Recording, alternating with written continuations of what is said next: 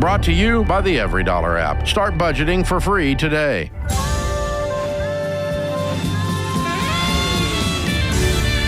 Live from the Ramsey Network, it's The Ramsey Show, where we help people build wealth, do work that they love, and create amazing relationships. I'm George Kamel, joined by Jade Warshaw. We're taking your calls at 888-825-5225. You call in, we'll help you take the right next step for your life and your money. Courtney's going to kick us off in Oklahoma City. What's going on, Courtney? Hi, I just have a question about home repairs. And basically the route we should go on if we are trying to knock debt, but we do currently live in a home that is proving to be not actually livable. Are we talking like black mold, or is it like I don't like the kitchen?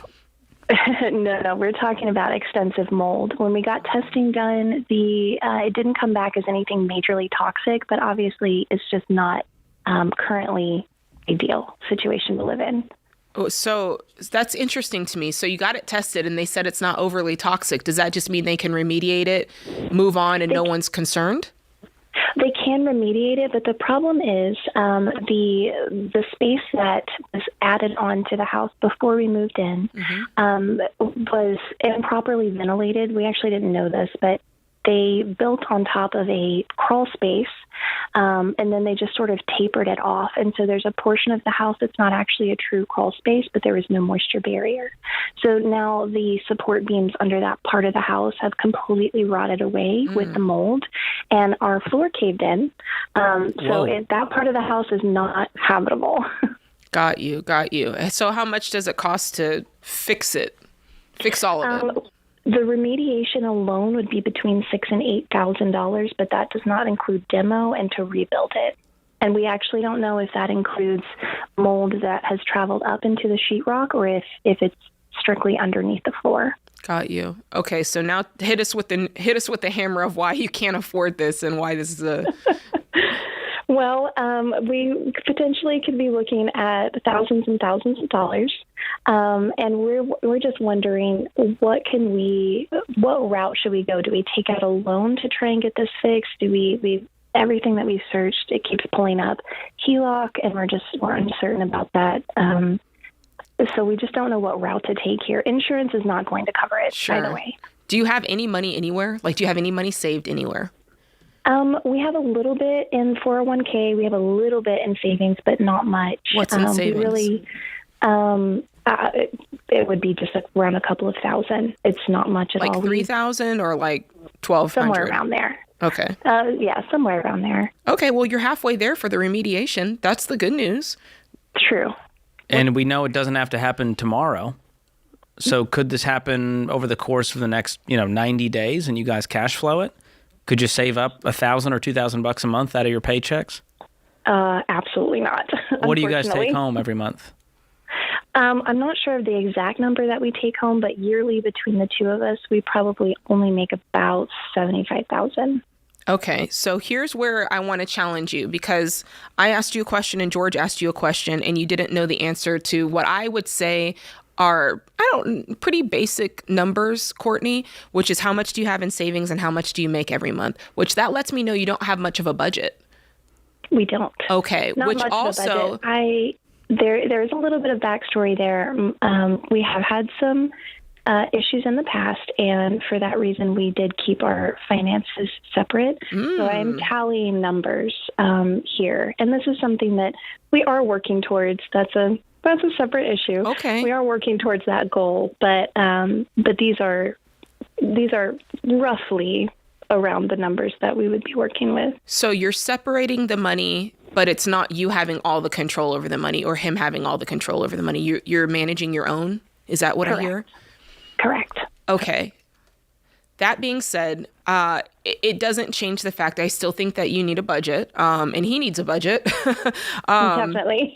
And I think when you do that, because right now you really can't answer George's question. You don't know if there's extra margin you could pull together. There's not $1,000. I can almost guarantee I could find you $1,000 if I looked at your bank statements and helped you create a budget. Mm-hmm. So I want to encourage you that it is possible to do this, making $75,000 a year.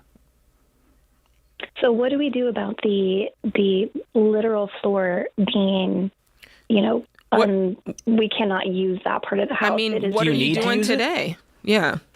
I'm sorry, I could only hear it with both of you. I'm just wondering, you haven't been able to use it. What was it used for previously, if anything? That was our bedroom. So where are you guys living right now or sleeping? Well, I am currently in the living room. Like on a couch? Is there an air mattress in there? What's the situation? We tried to move our bed into the living room, and it wasn't working out. So we tried to move it into a back part of the house, and ultimately the couch was a better option. Are there kids involved? Yes. Okay, how many kids? 1. Okay, and their bedroom's intact? Yes. But mom and dad are hanging out in the living room? Yes. That's an adventure. That's a story you'll be able to tell one day to your kids. It's a camping trip. It's an adventure, so for sure. Could you survive this for another 6 months? We've been living like this for 5 years. Well, I'm sorry, 5 years? Yes. Wait a second.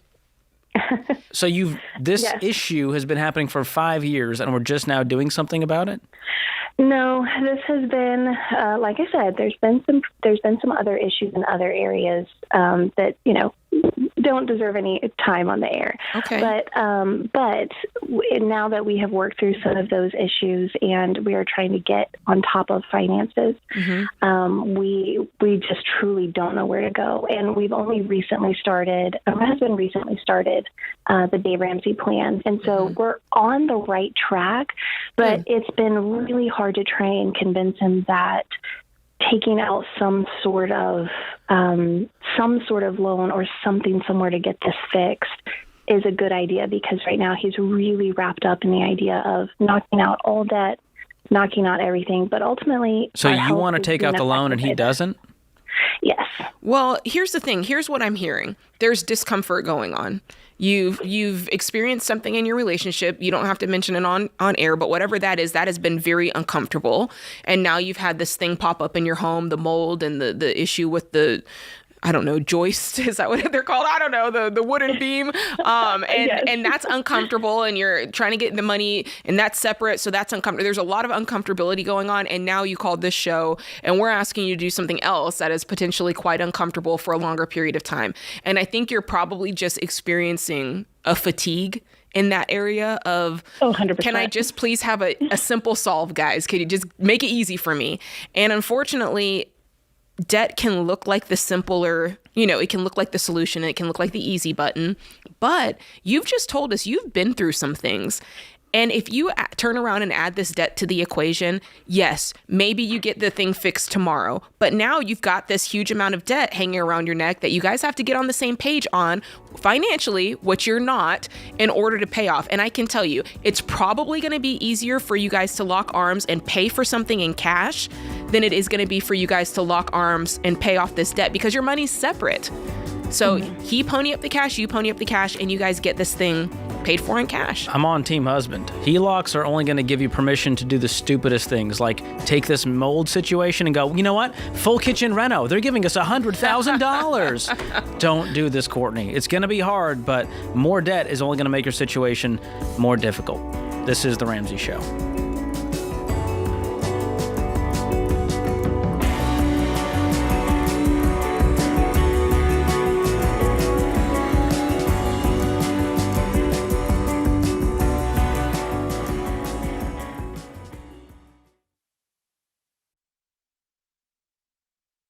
I've been doing this show for over 30 years, and some of the saddest calls I've taken are from situations that are completely preventable.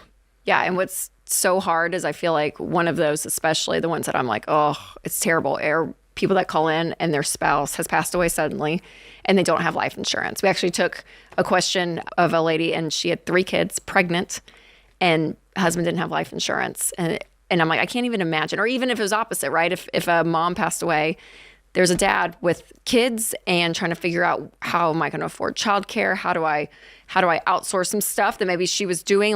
And it just takes the grief and the sadness of something like a sudden death to a whole new level. Like when you have to think through, how am I going to pay my bills? How am I going to eat next week? Yeah, in the middle of all that grief. Like, it's terrible. And so life insurance is the one thing, especially as a mom with 3 little kids, that I'm like so big on for people to get because it's inexpensive. Xander is the place that Winston and I actually get all of our life insurance. And we keep re-upping it because I'm like, I just want it there. Like, there's something about that safety of knowing that you have money if something suddenly happens. And it doesn't cost much because Xander shops among a gazillion different companies. It doesn't cost much. You just have to admit that someday you're not going to be here. You got to say it out loud, and you got to say, I'm going to say I love you to my family by taking care of them and taking the time to put this stuff in place. It costs us stinking pizza. There really is. So that is one thing to do, to say I love you to your family. So we've used Xander for all of our family's needs for insurance for many years, including, of course, term life insurance. To get a free quote, go to 800-356-4282. That's 800-356-4282, or go to Xander.com.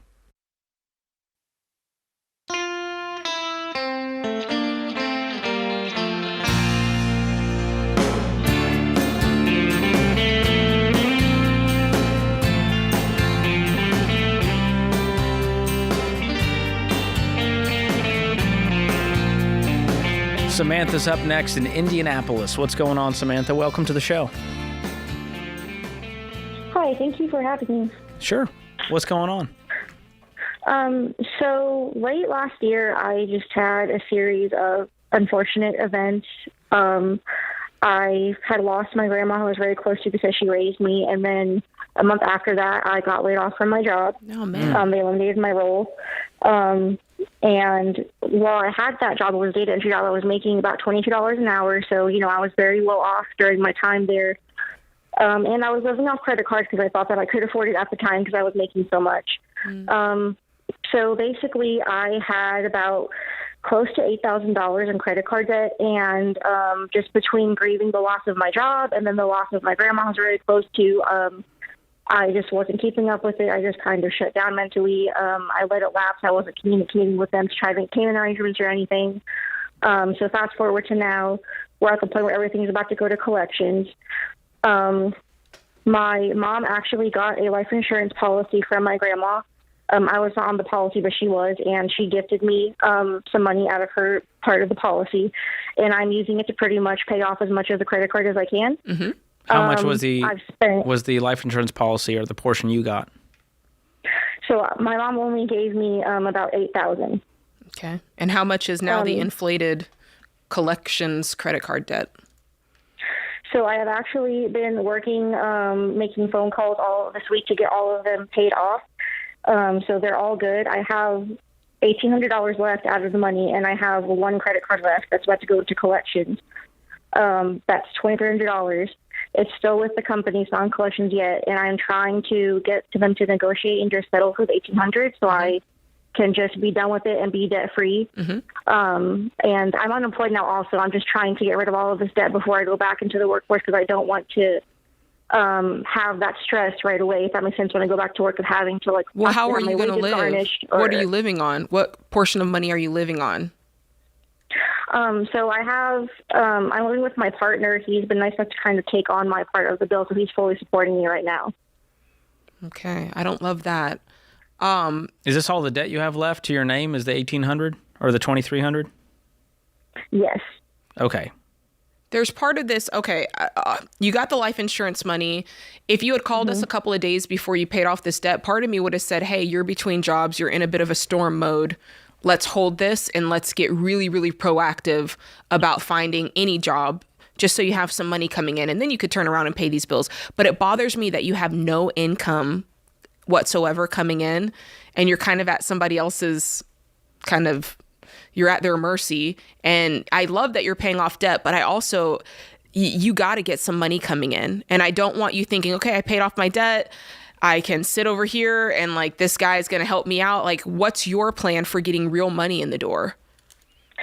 So I actually do have a job lined up. I'm starting a part-time retail job. It's just because it is part-time. That's all I could just find at the moment. It's just not enough to tackle on the debt with that, if that makes sense. So I was just trying to pay it off. By the time I start working, I could just focus on, paying my actual bills and things and not putting it all towards debt. When you say lined up, have you accepted the offer and you have a start date?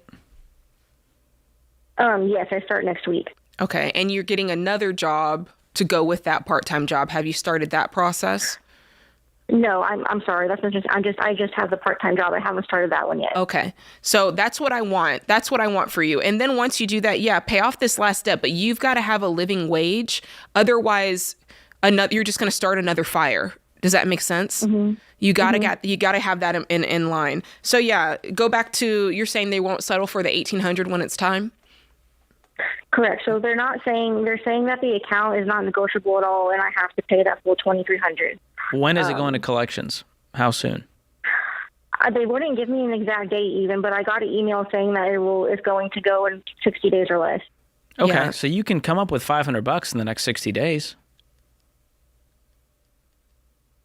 Right?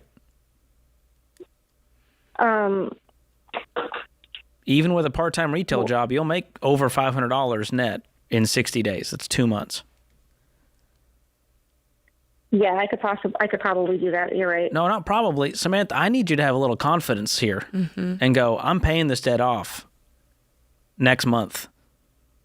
I mean, you can sign up for Instacart tonight and go make $500 in a week. Mm-hmm. I get that you don't want to pay the money. Like I can sympathize with not wanting to, but you did rack up this money. It's not in collections yet.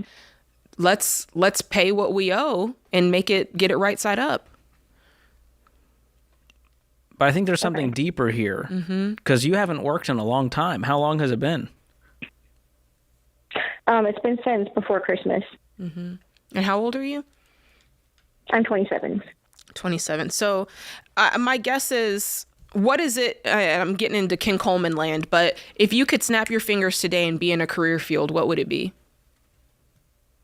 So I was doing data entry. It was a work from home job, and I'm just trying to get back into that field because that was really what I love doing. Mm-hmm, mm-hmm. And what's kept you from getting back into that field? Is it qualifications? Is it finding the openings?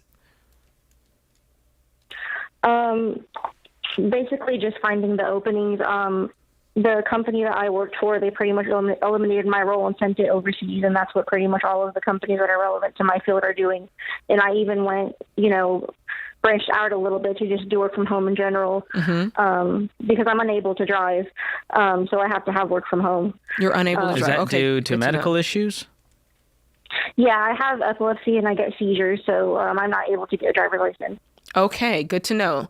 Okay, so you've got some limitation there. I just want to make sure you're getting on a path that you're excited about, because talking to you, it doesn't, I don't sense the excitement. I don't have that sense of urgency behind what it is that your next steps are going to be career-wise. Before you get off the line, we're going to give you a couple of resources. I want you to find the work you're wired to do. There's a career assessment in there, and I think it'll give you some ideas on what, not only how you're wired, but what that translates to as far as different careers are concerned. If we give it to you, do you promise you'll do it?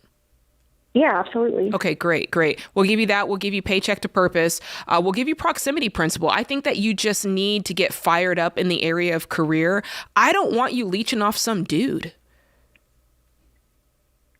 Fair enough? Yes. Yeah, you're more than that. You've got skills, you've got talents, you've got a lot to offer, and I want you to tap into that. And I want you to believe that. How old are you, Samantha? I'm 27.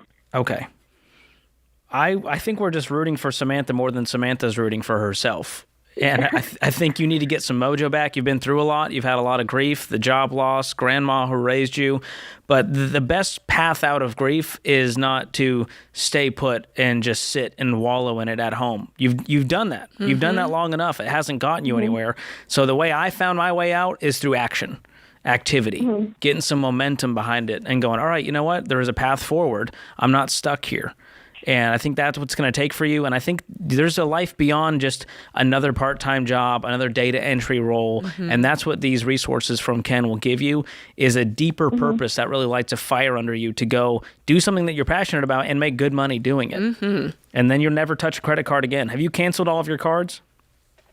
Yeah, so all the ones that I have paid off, I just done settlements, and the agreement is like once they get that settlement that they're going to be closed. Good.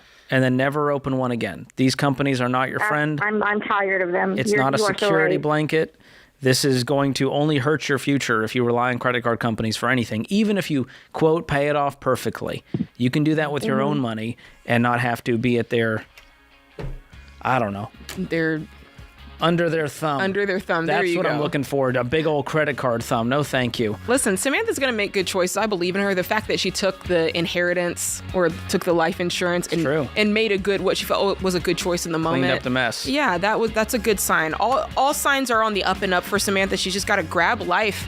Got to grab it by the horns? Yes. We're really great today. We're finishing each other's sentences. Golly. All right, we'll get there, Jade. We'll get there. This is The Ramsey Show.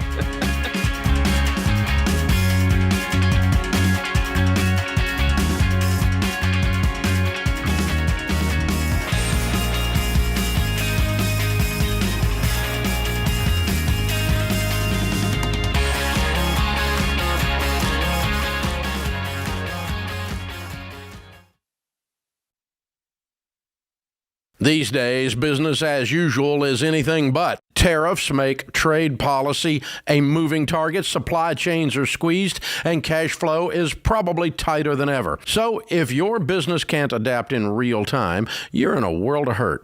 That's why you need NetSuite by Oracle, trusted by more than 41,000 businesses, including Ramsey Solutions. You need to see what's happening, what's stuck, and what's costing you, and how to fix it. And NetSuite is the #1 cloud-based business management suite because it helps your business make the right decisions fast. It brings accounting, financial management, inventory, and HR into one place so you're not left shuffling a dozen different spreadsheets. That gives you the visibility you need to make quick decisions based on actionable data. And NetSuite AI automates everyday tasks so your team can focus on strategy. It's one system for full control and no guesswork to tame the chaos. And right now, if you're leading a business doing more than $1 million in annual revenue, download NetSuite's free ebook, Navigating Global Trade, 3 Insights for Leaders at netsuite.com/Ramsey. That's netsuite.com/Ramsey.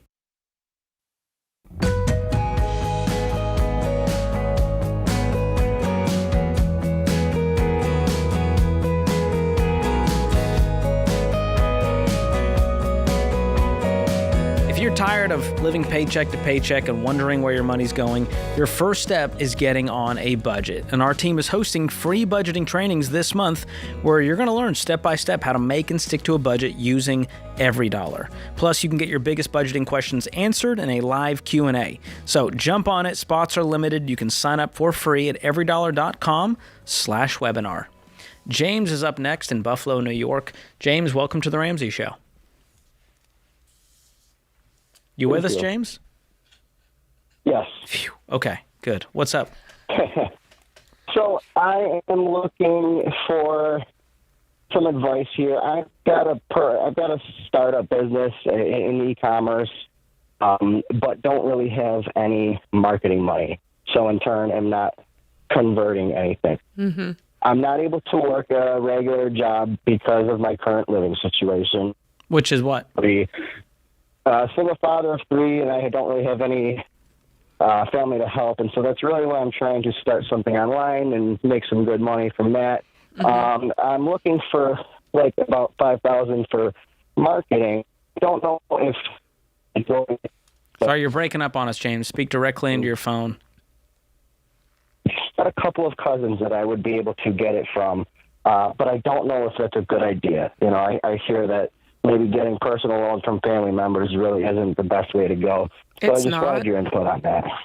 Yeah. You're right in that. It is one of the worst ways to go. Unless you hate your cousins, then it's probably a net, it's a net neutral at that point because they know they're not getting this money back from old James. He's not going to turn $5,000 to $20,000 overnight with the startup business. Right. Yeah, I mean, you have to think about it from both ends. I mean, obviously, that loaning money from family is just not a great idea anyway, but now you're doing it into the unknown, into a business you've never run before. And what if you lose the money? What if you don't get the return on investment that you think you're going to get on the $5,000? What happens then? Yeah, exactly. And I mean, again, my situation. Can I tell you, James, as a ex-marketing guy, good marketing will just make a bad product fail faster. And so the question is, what are you actually selling, and why don't people want it? Well, I think it's differences. It's like. Sorry, you're breaking up. Sorry, James. What are you selling? What's the business? I also have a mattress company that I'm working more on. It's called Z's Mattress. Ooh. What's special about your mattress that I can't get from the 400,000 mattress sites that are out there with amazing marketing and slick sales and crazy deals? It's just, you're right. Well, it's a luxury mattress, not a luxury price. It's an affordable luxury latex mattress. It just sounds like, let me say this. I'm not trying to kill your dream, but I am going to say this. I feel like what you said makes sense. You are a single dad. You've got to come up with creative ways to make money. I love the way you're thinking in that way. You don't have any cash, though. You're looking for $5K. And to start a mattress company, I think you're going to need to save up a lot more money to do this and do this right. Can we start smaller? Can we start with a smaller product that's easy for you to create or manufacture or sell? Maybe it's a service-based thing, and you do that online first and get some chops before we start into something so major, unless that's your background. Unless that's his background and we don't know about it. But yeah. Well, here's my guess, and I've seen these videos on TikTok. I'm guessing this is where James got it from. You can get into wholesale mattress business where you get the mattresses directly from the companies making them, the manufacturer, and then you increase the price and sell it and white label it with whatever name you want. I've seen the guys with the they've got the little storage units with the mattresses in there, and they're like, yeah, you can make $10,000 a day. Have you been past a mattress firm in the past 5 years? There's still the same guy spinning the sign on the corner. I assume it's a front for drugs at this point. It's a Breaking Bad situation at any 100%. Mattress store in the country right now. It's not a hot commodity. And so that's my guess. And I just saw this post from Alex Hormozy that I thought was brilliant. He said, why do you think you're going to make money in your sleep if you can't make it while you're awake? And I was like, whoa.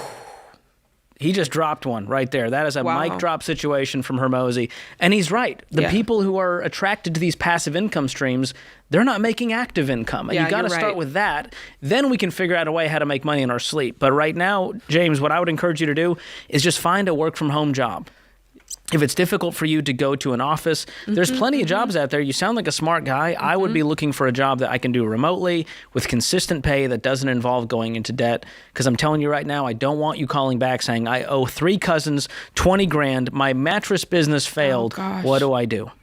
And I'm not trying to dog your idea. No. I just know that's in the cards at this stage of the game. Mr. Wonderful says, take it out back and shoot it. Is that what he says? That's what he says, and that's what I say. That's what I'm going to have to say to this. I've had a lot of ideas that I thought were really cool too. Oh, yeah.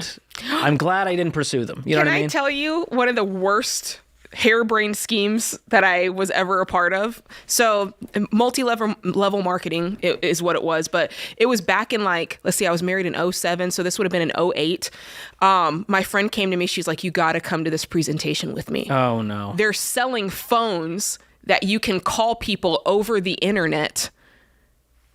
So, and I was like, instead of a cell tower. Yes.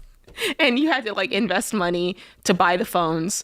And so think about that now. It's so it's so silly to be able to call someone over the internet. And I was like, all right. Voice over IP, Jade. Yeah, it's the future. It was voice over IP. And I went home and I was like, Sam, we have to invest in this. It's voice over IP. He looked at me. He was like, we're not doing that.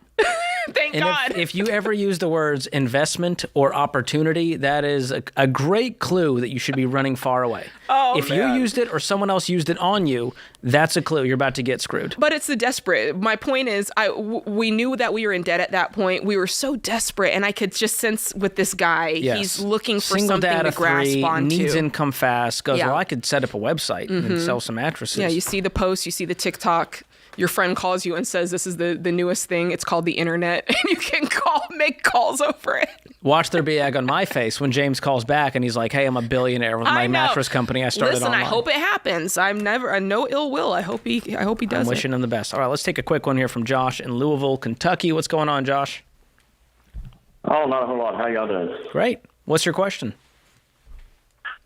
I've got a lump sum of money coming in, and I was wondering if it would be all right to jump in the Snowball to pay one debt off. Okay. So our debt snowball method would say smallest to largest balance. You're saying, hey, I have a big lump sum coming in. Can I hit the largest debt first? So what's the lump sum you're getting? It's about $80,000. And what's your largest debt? $192. What kind of debt is it? That's my house, but that's not the one I'm wanting to pay off. Oh, okay. I'm wanting to pay the one off below it, which is because they're kind of a headache to deal with. What is it? Paying it to student loans. Student loans. Is it one giant loan or a bunch of little ones? It's several little ones, but it'll pay them all off that amount. So if you put them in order from smallest to largest, including those little loans, what comes before it at that point? I've got a car loan before that and a solar panel loan after that, and then it would be the student loans as a group. What's your total debt outside of the mortgage? About 170. 170, and you'll knock out about half with this lump sum. Where'd the lump sum come from? We had a small accident, and insurance paid us out that sum. Okay. So what's the smallest student loan? If you broke it into the smallest chunks, what's the smallest one? I really don't know. Okay. I really don't know. I just know that's the group. I have a feeling that, you compared it to solar panels. So I have a feeling there might be some student loans in there that end up being the smallest ones, but you're going to have to go online and look and see. Right, correct. So that got some probably homework to is the case. I would go ahead and list out all your debts tonight, smallest to largest balance, see how it all lays out. And then if you'd apply that $80K, you'll see exactly how many payments you'll free up, which you can then apply to the next biggest debts.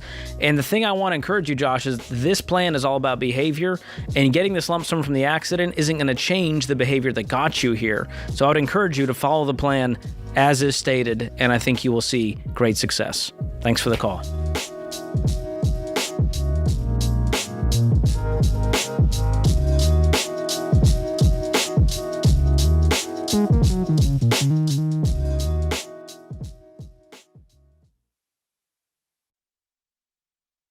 I get it. Switching banks is a pain in the you-know-what. But if your bank doesn't line up with your money goals, it's time to make the switch to Fairwinds Credit Union. Listen, you guys know how I feel about big banks. They make money when you stay broke, charging you overdraft fees, pushing credit cards, and telling you debt is normal. And that's why I only work with folks who help you, not just profit off of you. Fairwinds is different. They're owned by their members. They're nonprofit, and they share our values. They even advertise with billboards saying they want their members to be debt-free. So they built the Smart Checking and Savings Bundle just for Ramsey fans. You can open your account online in minutes, and here's what you get. Free checking with no minimums and no monthly fees. Savings with a high APY to help you in baby step 1 and beyond. And a mobile app that actually makes sense. Plus, you also get access to over 33,000 fee-free ATMs and more than 5,000 affiliated branches nationwide. So don't settle for a bank that slows your progress down. Choose one that's built to help you win with money. Go to fairwinds.org/Ramsey and open your Smart Bundle today. Fairwinds is federally insured by the NCUA.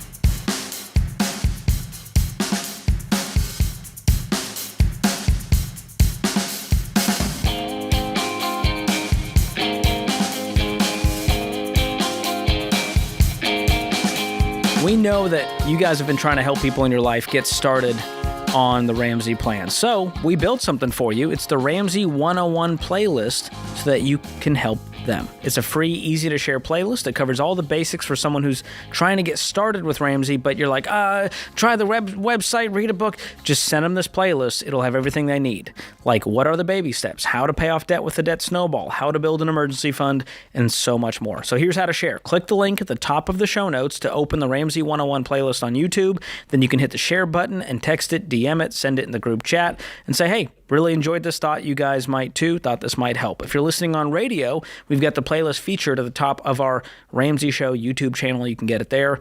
It's one share and one step that could help change someone's life. Michelle is in Dallas up next. What's going on, Michelle?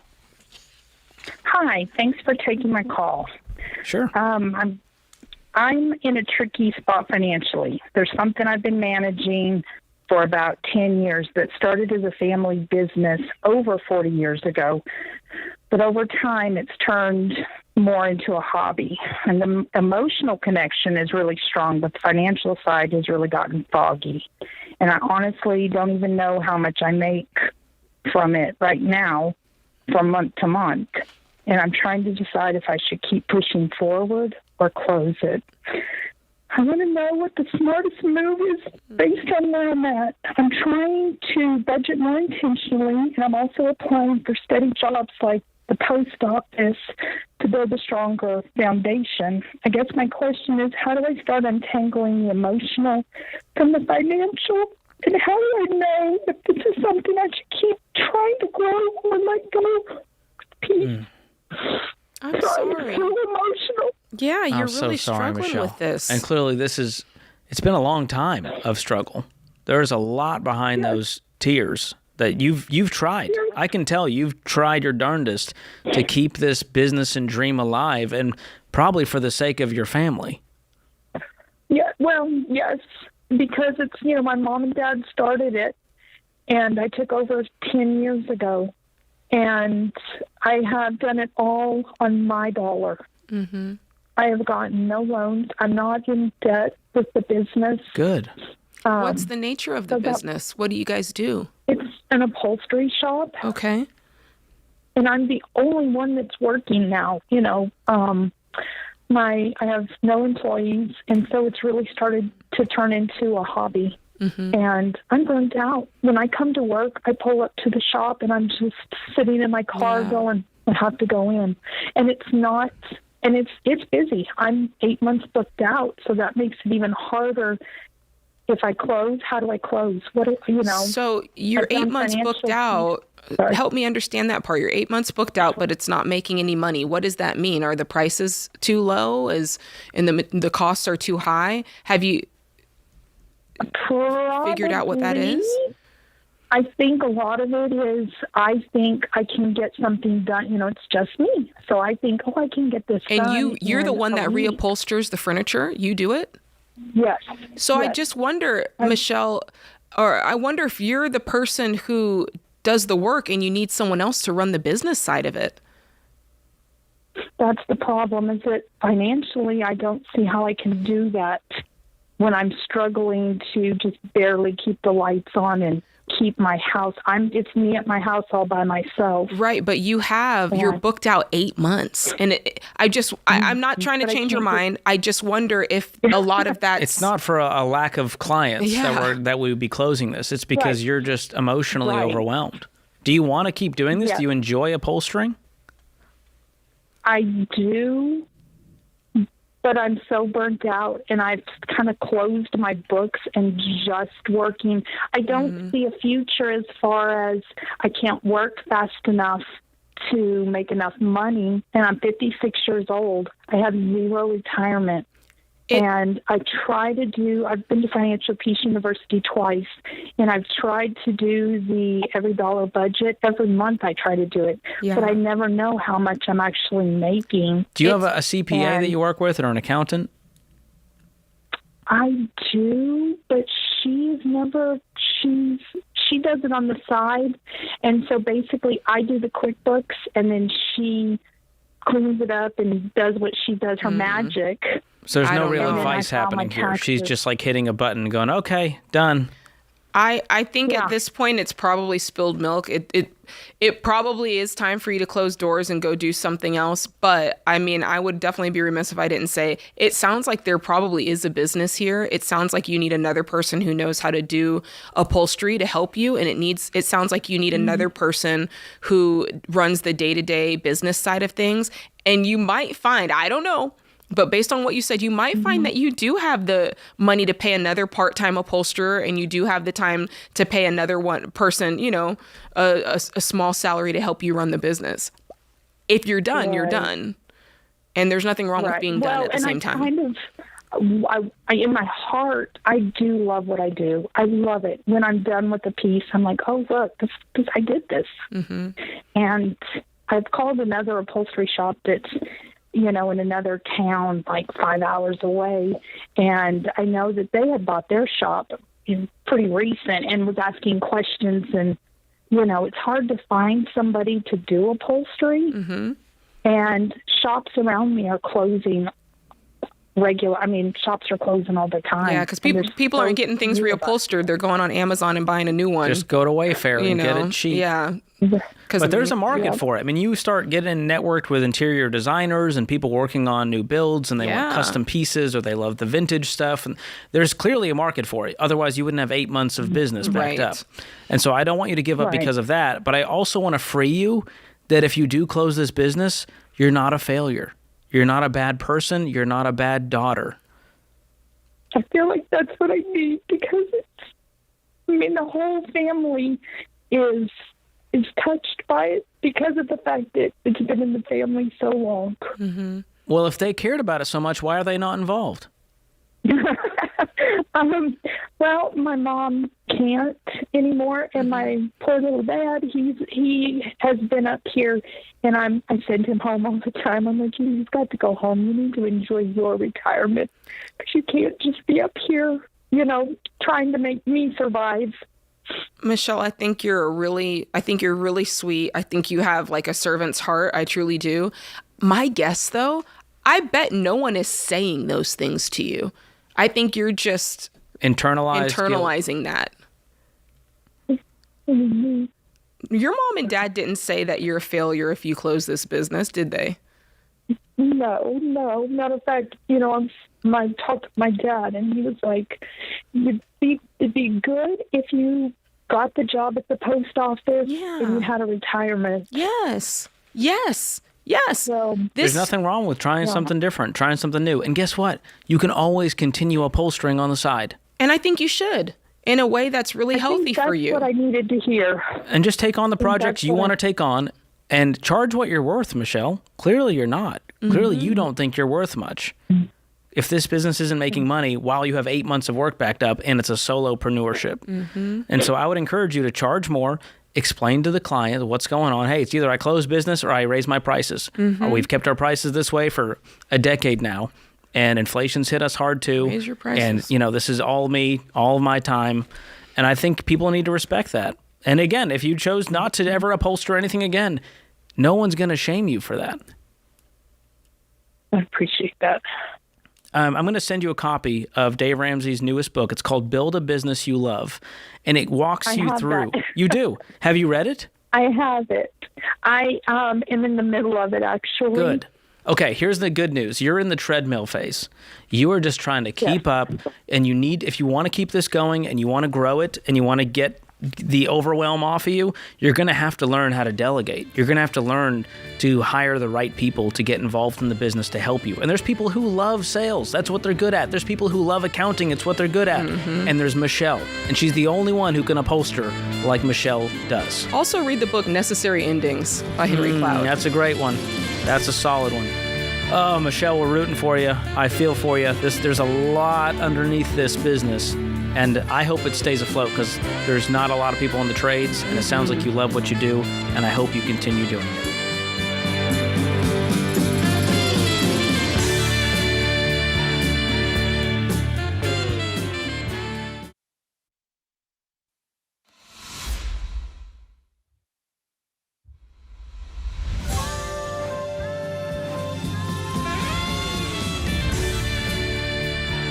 From the Ramsey Network, this is The Ramsey Show, where we help people build wealth, do work that they love, and create amazing relationships.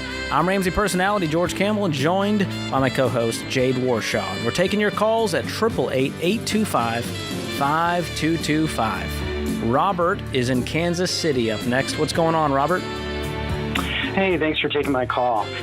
My parents are in their 80s, and they've been dealing with some health problems the last few years. So they made me the executor of their estate a few years ago, and they put me on their bank accounts and just kind of, were asking for help. And we helped them sell their house and moved them closer and helped them find a new place to live.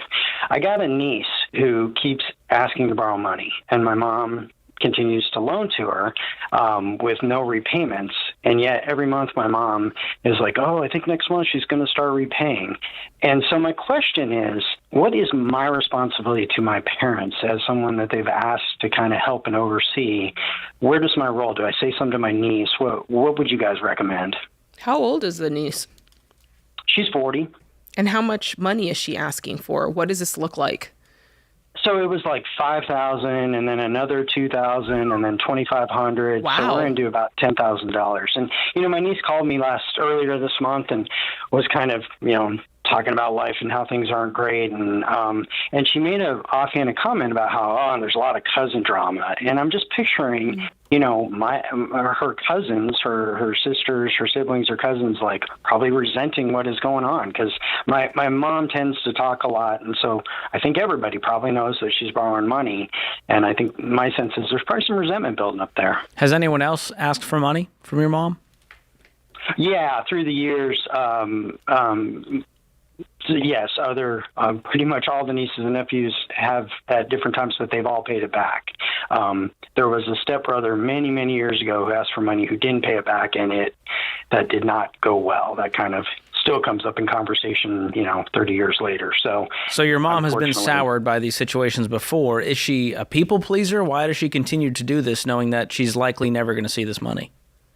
Yeah, I think she is a people pleaser. I think she genuinely cares about her grandkids, and but I think she struggles with saying no. And I think especially she started this a long time ago, and I think she's struggling to cut it off today. She made the comment about 3 or 4 years ago, I'm not loaning money to anyone anymore, and yet she's continued to do it. Well, so she put you on the hook to help her.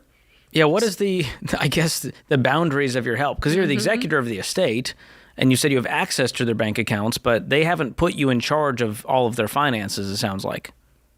Yeah, no, I am not I'm not their representative. I don't write their checks for them. I don't do any of those things. So that's kind of why I'm asking the question. Yeah, I'm not sure they're legally grown adults who can make as many terrible decisions as they want. Correct. Now, if and when they pass, that's when you'll be in charge to make sure their wishes are, executed. But other than that, I don't know that you can stop her if that's what she wants to do. Yeah, all you can do other is than try to talk to her and convince her that this is not going to benefit her and it's actually going to harm the entire family. Mm-hmm.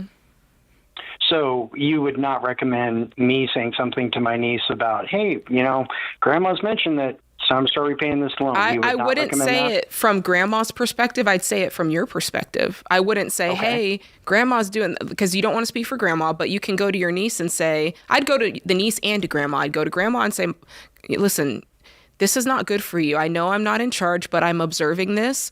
And you've asked for my help and I don't want to overstep, but I think this is a behavior that you need to stop.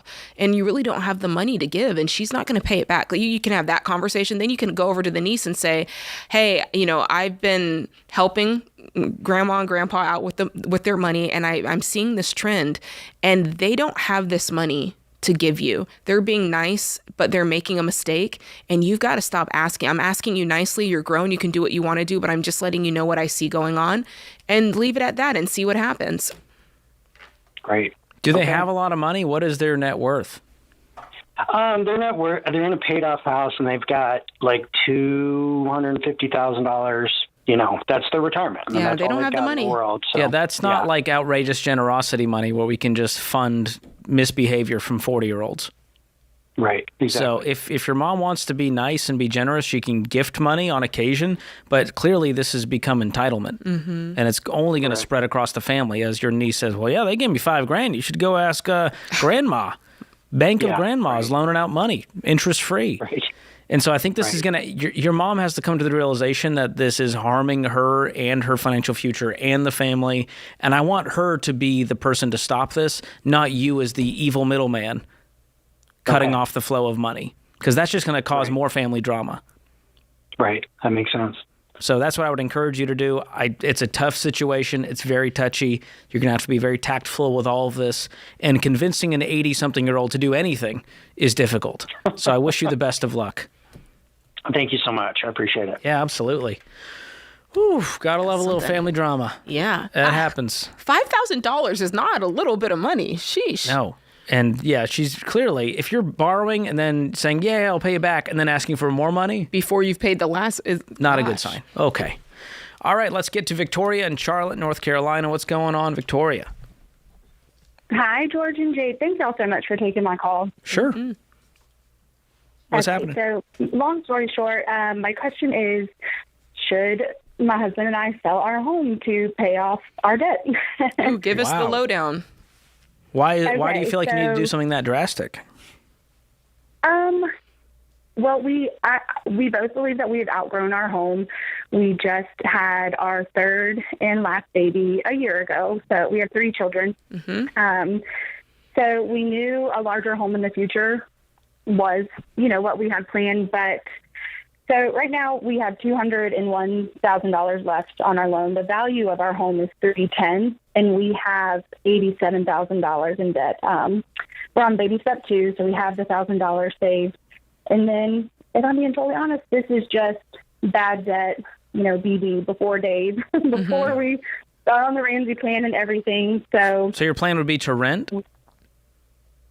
Yes, we would like to rent. And for me, it's more of just not having that debt anymore. Our income, I believe, What's is your income? fine. What is it? So my husband makes $65 at his full-time job, and then he is a Navy reservist. He does make an income from that, but that income just pays our medical and our dental insurance. That's great. And what about you? And then I just do little odds and ends. I am a travel agent. I stay at home with the kids. That's my priority, but I do travel agent work, on the side. What's that translate to every month? About $1,250 on average. Okay. So can you guys actually rent a home that's around 25% of your take-home pay that can fit you all? We can't. We have been looking. We're not ready to fully commit to it. We just really needed an unbiased opinion on, is this a good idea? I don't know that I would. I think that you're wanting to get out of this debt fast. I didn't really hear anything super compelling that would make me sell my house, other than the fact that you don't like the house and you want to move to a different house. But you guys this would be starting from scratch. And it doesn't change the behavior that got you into the debt. It's a cool shortcut to go, hey, we're out of debt. I love that. It's an awesome thing, but I'm scared you'll be right back to where you were and also unable to find a home you can rent at that price. I'd vote no. I would pause on this and see if we can get our income up, get our expenses down, and knock this out fast before I went and sold the home.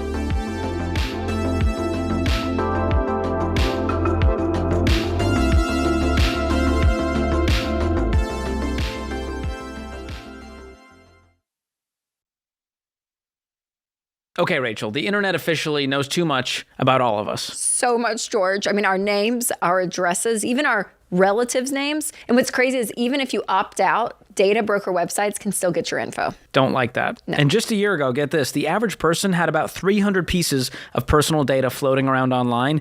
Now it's over 600. It has doubled in a year. You guys, that is so concerning because that info then can be used in phishing scams, impersonation, and even harassment. So that's why George and I both use and love Delete Me. Yes, Delete Me scrubs your personal info from hundreds of these data broker sites, not just once, but all year long. And there's real privacy experts behind the scenes doing this, not bots. So this is digital hygiene we all need. We all need it. And then they will send you a detailed report showing exactly where they found your data and what they removed.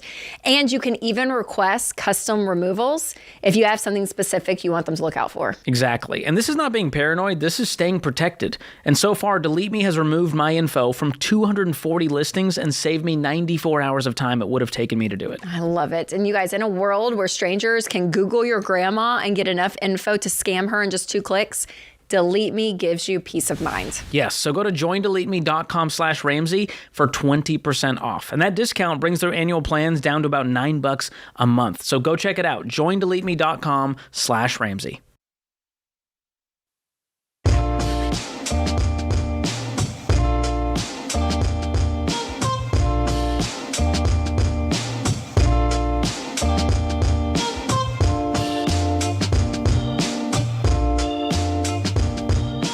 Mindy's up next in Salt Lake City. What's going on, Mindy? How can we help?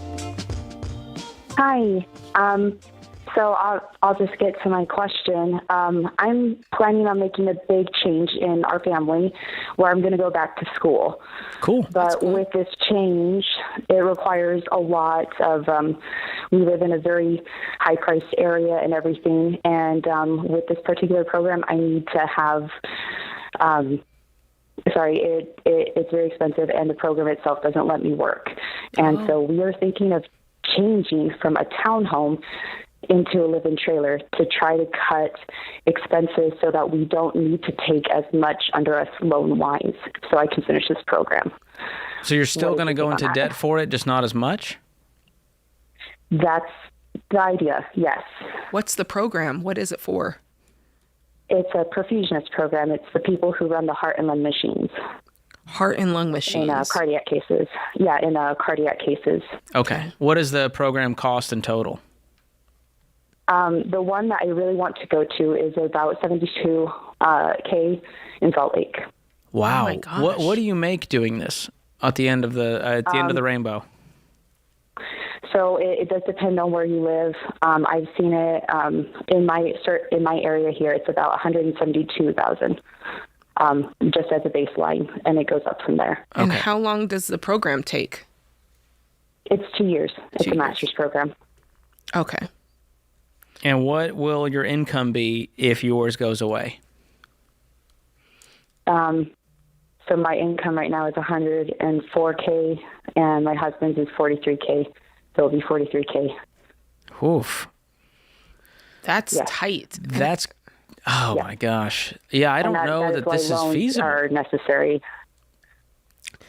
Could we pause and save up in cash flow? I mean, if you guys are making $147K, how quickly could you stack up cash?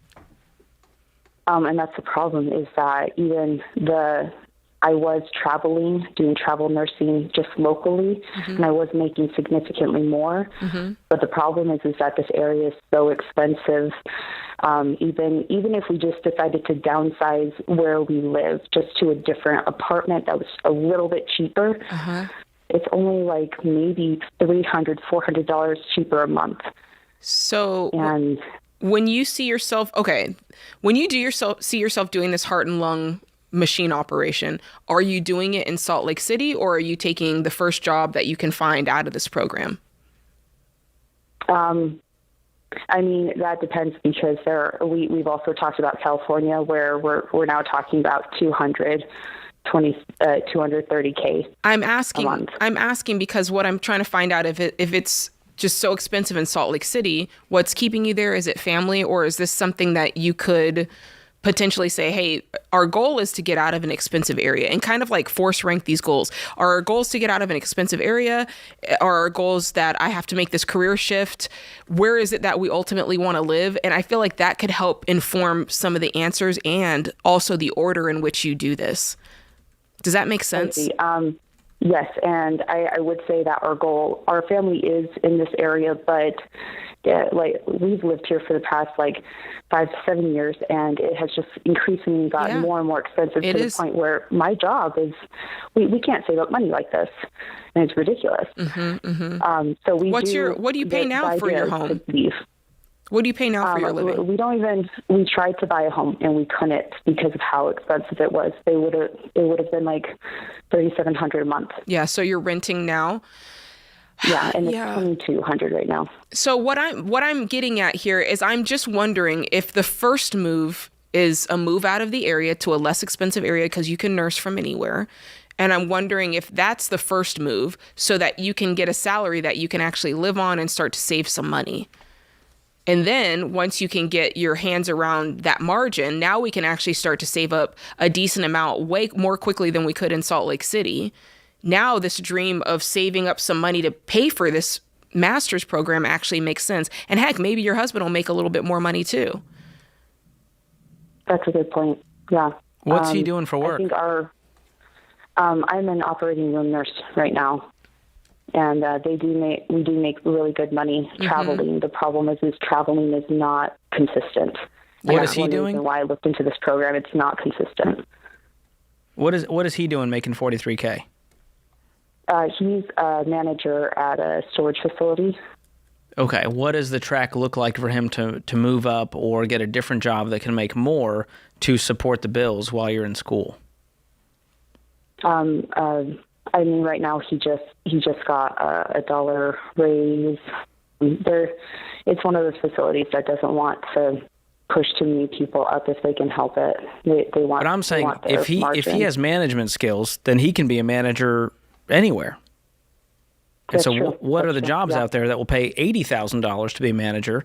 And now we're able to float the family bills without losing our appreciating asset to go into a depreciating asset, which is the trailer that you'll likely be underwater on and go into debt for, on top of still going into student loan debt. You see how this problem is just going to put you in a deep hole that you'll have to really climb back out of on the other side. And there's nothing. What's the urgency? Like if you waited, let's say, 18 months and you saved up cash for this program, what would be the harm in that? Right now, I guess the urgency is like we have family and so we would have to move out of this area. We'd have to find a plan to move out of this area to another place and to try to find a job elsewhere. We'd have to reestablish ourselves somewhere else. Whereas right now, I'm already in process and have almost everything all together, and I will be applying within the next 2 months to 5 different programs, not just in Salt Lake, all over the country. So you would be gone? It would be in person? Yes. Like the whole family would move with you? One where they would move with me. Wow. Well, then I would be applying to the ones that are more affordable if you can go anywhere. That's what I'm saying. I think the bigger part of this is you've just got to get out of Salt Lake first. I feel like that'd be my first move is I'm getting out of here. Okay. That way, both of you have jobs that you can do from anywhere. So why not do it from someplace less expensive? Then, to George's point, now you can be more urgent about saving up this money and doing this program. And then wherever you've been living, if you get a job elsewhere, you can go wherever the job takes you. Mm-hmm. The one thing I do have to consider is I have to be within a hospital, and you would think like operating rooms, they're everywhere. Not all the time, not the ones that pay really well. So you have to be within 30 minutes of a hospital to be able to take call and everything. And sometimes that means it's more expensive, unfortunately. Yeah, I get it. We'll do some research on that and see what's available to you because you're the person basically who called in and said, we're up against a wall in Salt Lake City. So I'm just trying to look around and see if I can get you in a better location.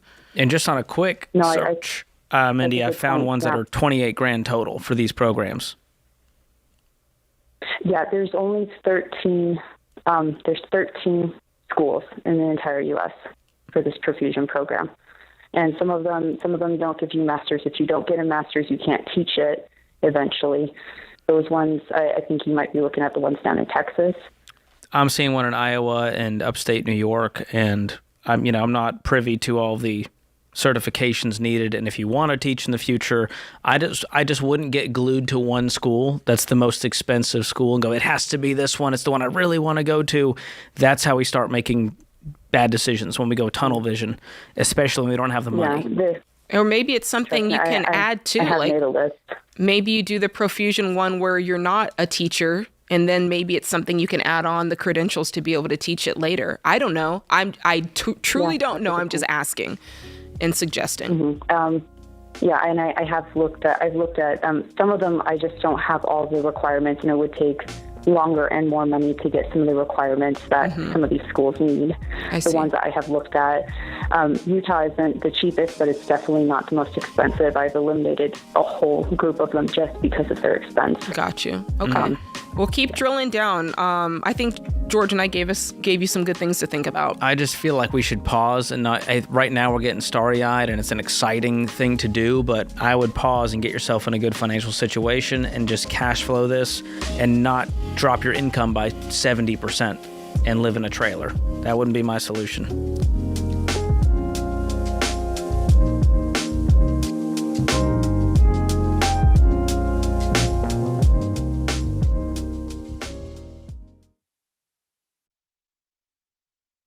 When you go through a job loss or job change and lose your employer-sponsored health insurance, there's no better time to try Christian Healthcare Ministries. That's right, there's another option besides COBRA to take care of your family during that time.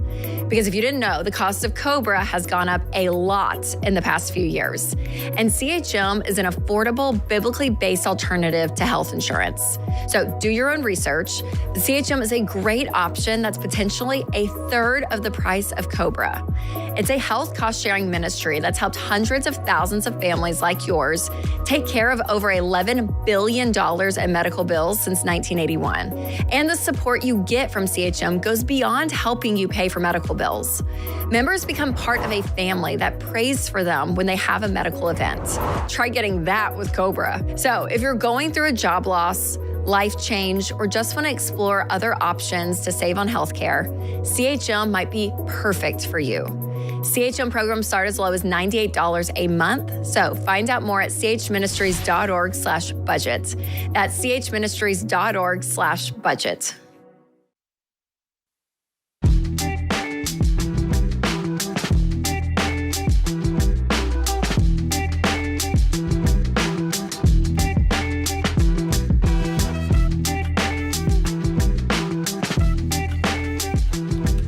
Welcome back to The Ramsey Show. I'm George Kamel, joined by Jade Warshaw. The Ramsey Show question of the day is brought to you by Why Refi. Let's be real, defaulted private student loans don't go away on their own, but Why Refi will help you explore a low fixed rate loan based on your unique circumstances. So go to whyrefi.com/Ramsey to learn more. That's the letter Y, REFY.com/Ramsey. May not be available in all states. Okay, today's question comes from Travis in Mississippi. He says, my fiance and I have been together for 5 years, and we plan to get married this summer. But before we got engaged, I asked her to get a handle on her debt. She paid off her credit cards and told me that she was making payments on her student loans. I felt better about the situation, and so I proposed. But I recently found out that she was only paying $20 a month toward her student loan debt. I also found out that other miscellaneous bills are barely being paid. If the bill is $20, she will only pay a few bucks at a time, saying she doesn't have enough to pay it in full, while she constantly orders things from Amazon. Oh, my goodness. Ooh. It is becoming clear that getting on the same page doesn't seem possible. I love her, but I don't know how we get past this. Oh man, this is for Maury Povich. This is like well, the big problem here, aside from the money, I think the bigger problem is she kind of lied about it, right? She gave you a sense that things were going better than they were and that she was making more progress than she actually was. At least from your side of things, that's the way it sounds. So there's the one side of it is, hey, you were not being honest with me. That feels weird, right? Going into a marriage. Financial infidelity here. Mm-hmm. And then, then you have the part of, hey, this girl can't manage her money. What's going on? Being together for 5 years, man, I wish this guy was on the phone, because my guess is you've probably been seeing other things that reflect similar behavior, possibly. He's probably looked past a lot of this because, love is love. But he's asking us, how do I get past this? I don't know that you can. The reason you're asking us this question is because you can't get past this. Yeah, this really happened. So there's two factors here, trust and respect. You have lost both for her over this period of time, as she's laid all this out, lied to you, you've witnessed behavior. And so I think this would require some counseling. I would sit down and go, what's the root of this? And is it something that she can get over, or is this just who she is and she's made it clear and you need to believe her? At that point, I would say, let's not move forward. Let's pause on the wedding. Let's not move forward with the engagement. And that could be it. I mean, you're not married yet. So if you don't feel good about it, don't do it. Yeah, I want to know what those conversations are like. Some people, they have such a scarcity mentality, right? That when the bill is due, I'm just going to pay the bare minimum because I want to make sure I have money over here because that makes me feel safe. Like, she might have some interesting safety mechanisms within her. It could be financial literacy. Yeah. She just may not know, hey, I was on this, payment-based program for my student loans, and they just said $20 is what you owe, and so that's what I paid. And I thought, I'm making progress. So, I don't want to, read too much into it and go, well, she's terrible. Yeah, just but I also be don't want to curious. gloss over it. Yeah. And go, well, you'll probably be fine. Just go ahead and get married. The problems will likely continue, if not get worse. Yeah. And so you need to deal with it now, more like yesterday. Yeah. I would say be curious when you're talking about her. Why is it that you're only paying $20? And get a sense of, is it an internal thing for her, or is it truly a cash flow thing? Does she just not have the money? Is she truly broke? And then see if she's willing to do premarital counseling. Have you done that? If you haven't, you need to. Yeah. Yeah, this feels like it's beyond just personality differences of he's the nerd and she's the free spirit spender. There's something deeper here, and I wouldn't continue on with this until we got to the root of it. Yeah. Give us a call, Travis. I like talking about these Talk ones. through it. All right, let's go to the phones. Mike is in Houston up next. What's going on, Mike? Hey, guys. Thank you for taking my call. Sure. So long story short, I'm 4 years together with my girlfriend. We have, I've got basically $20,000 in debt left. So I was wondering, should I pause so I can go ahead and cash flow a proposal and later a wedding, or otherwise I'd be waiting about 10 more months till I finish my baby steps? And ideally I would want to be debt free, but I How don't expensive is this you guys proposal? What's going on? We going to Disney World? What are we thinking? No, I was just thinking I really wanted to put some money aside so I can afford a ring, and then the wedding obviously will be after that. How much are you looking to spend on a ring? It'd probably be a month's income, so it'd be about 42 to 44. Okay. And then you're probably going to be engaged for what, a year? I would say that's safe. Okay. A year to 18 months. Okay. You said you make $4,200 a month. I mean, I would not delay a proposal for debt, but I would want to make sure that you guys are on the same page and that she understands your financial situation, you understand hers, so you're not just kind of blindly jumping into this. I would go that far. Uh-huh. How much money do you have in savings right now? Savings, I have $3,500. Okay. And how much extra can you add each month to that pile if you pause your debt, if you just did minimum payments on your debt? If I did minimum payments, it'd be about $2,000 every month. Okay. So how about this? Why don't we split the difference? You make minimum payments for 1 month. You stack up another $2,000. Now you have $5,500, and we set the budget at $4,500 max for this ring, all in. Okay. And then get the ring, and then push play on the debt snowball. And you guys can figure out cash flowing the wedding later on down the road. Who knows? Maybe family chips in. Maybe you guys go 50-50. Either way, you'll have plenty of time to get out of debt and cash flow a reasonable wedding. So not even worry about the wedding later on. Just go ahead and just get the ring, do that, knock that out. Yeah, I wouldn't delay proposing. If you're ready to marry this woman, go ahead and put a ring on it. Let her know you're serious. Otherwise, 10 months from now, she goes, it's been 5 years dating Mike. Painter, get off the ladder, dude. I got a life to live. So I think 4 years is plenty of time. I'd go ahead and do it. And honestly, you could probably find an even cheaper ring. You don't. Nobody said you have to spend $4,000 except the jewelry companies. I'm saying it. Jade's saying it. Jade wants to bling. It is a month's salary. That's fair. Sure, that's fair. That's the most I would go. I don't. She's been waiting 5 years.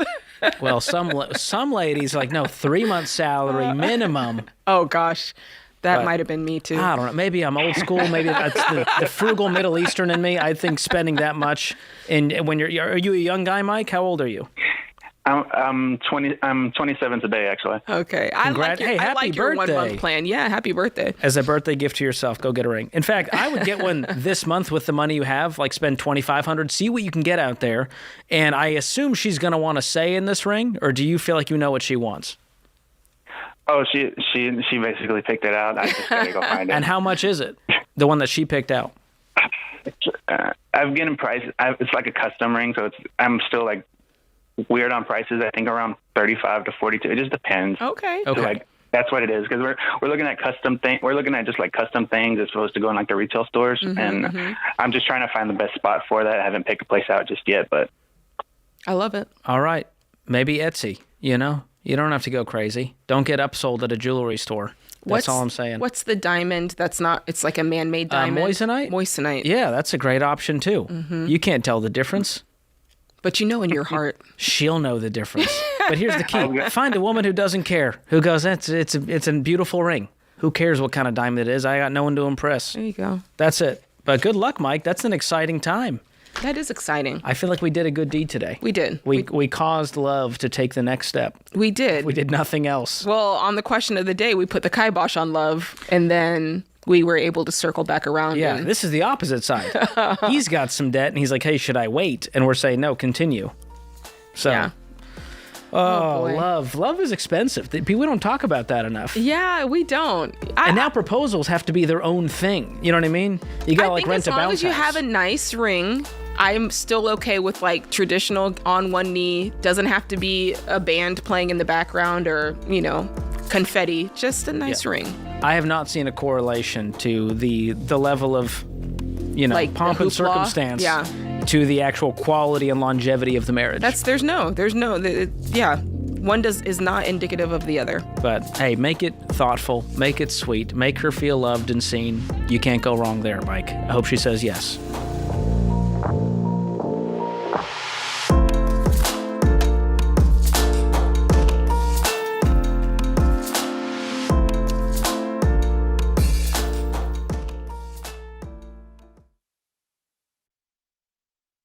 What's up, guys? It's Jade, and let me tell you, when my husband and I had $280,000 of student loan debt, we were not sitting around waiting on the government to bail us out. We did the hard work to pay it off ourselves. So if you're still holding out hope that forgiveness is coming, that's like you waiting for your landlord to start paying your rent. It ain't gonna happen. If you really want those student loans gone, you need a plan. And for some of you, refinancing might be part of the plan. So I recommend Laurel Road. With Laurel Road, you can get an initial rate quote in less than 5 minutes. And if you have a more complex situation, you can set up 30 minutes to talk to a real, actual human being to find out if refinancing is right for you. Ramsey's advice is clear. Get out of debt as fast as possible. And a lower rate or a shorter term can make that possible. Laurel Road has low competitive rates, and they even offer interest rate discounts. So stop waiting on the maybes and the somedays and start taking action today. Go to laurelroad.com/Ramsey to get a free rate quote or schedule a free 30-minute consultation. That's laurelroad.com/Ramsey.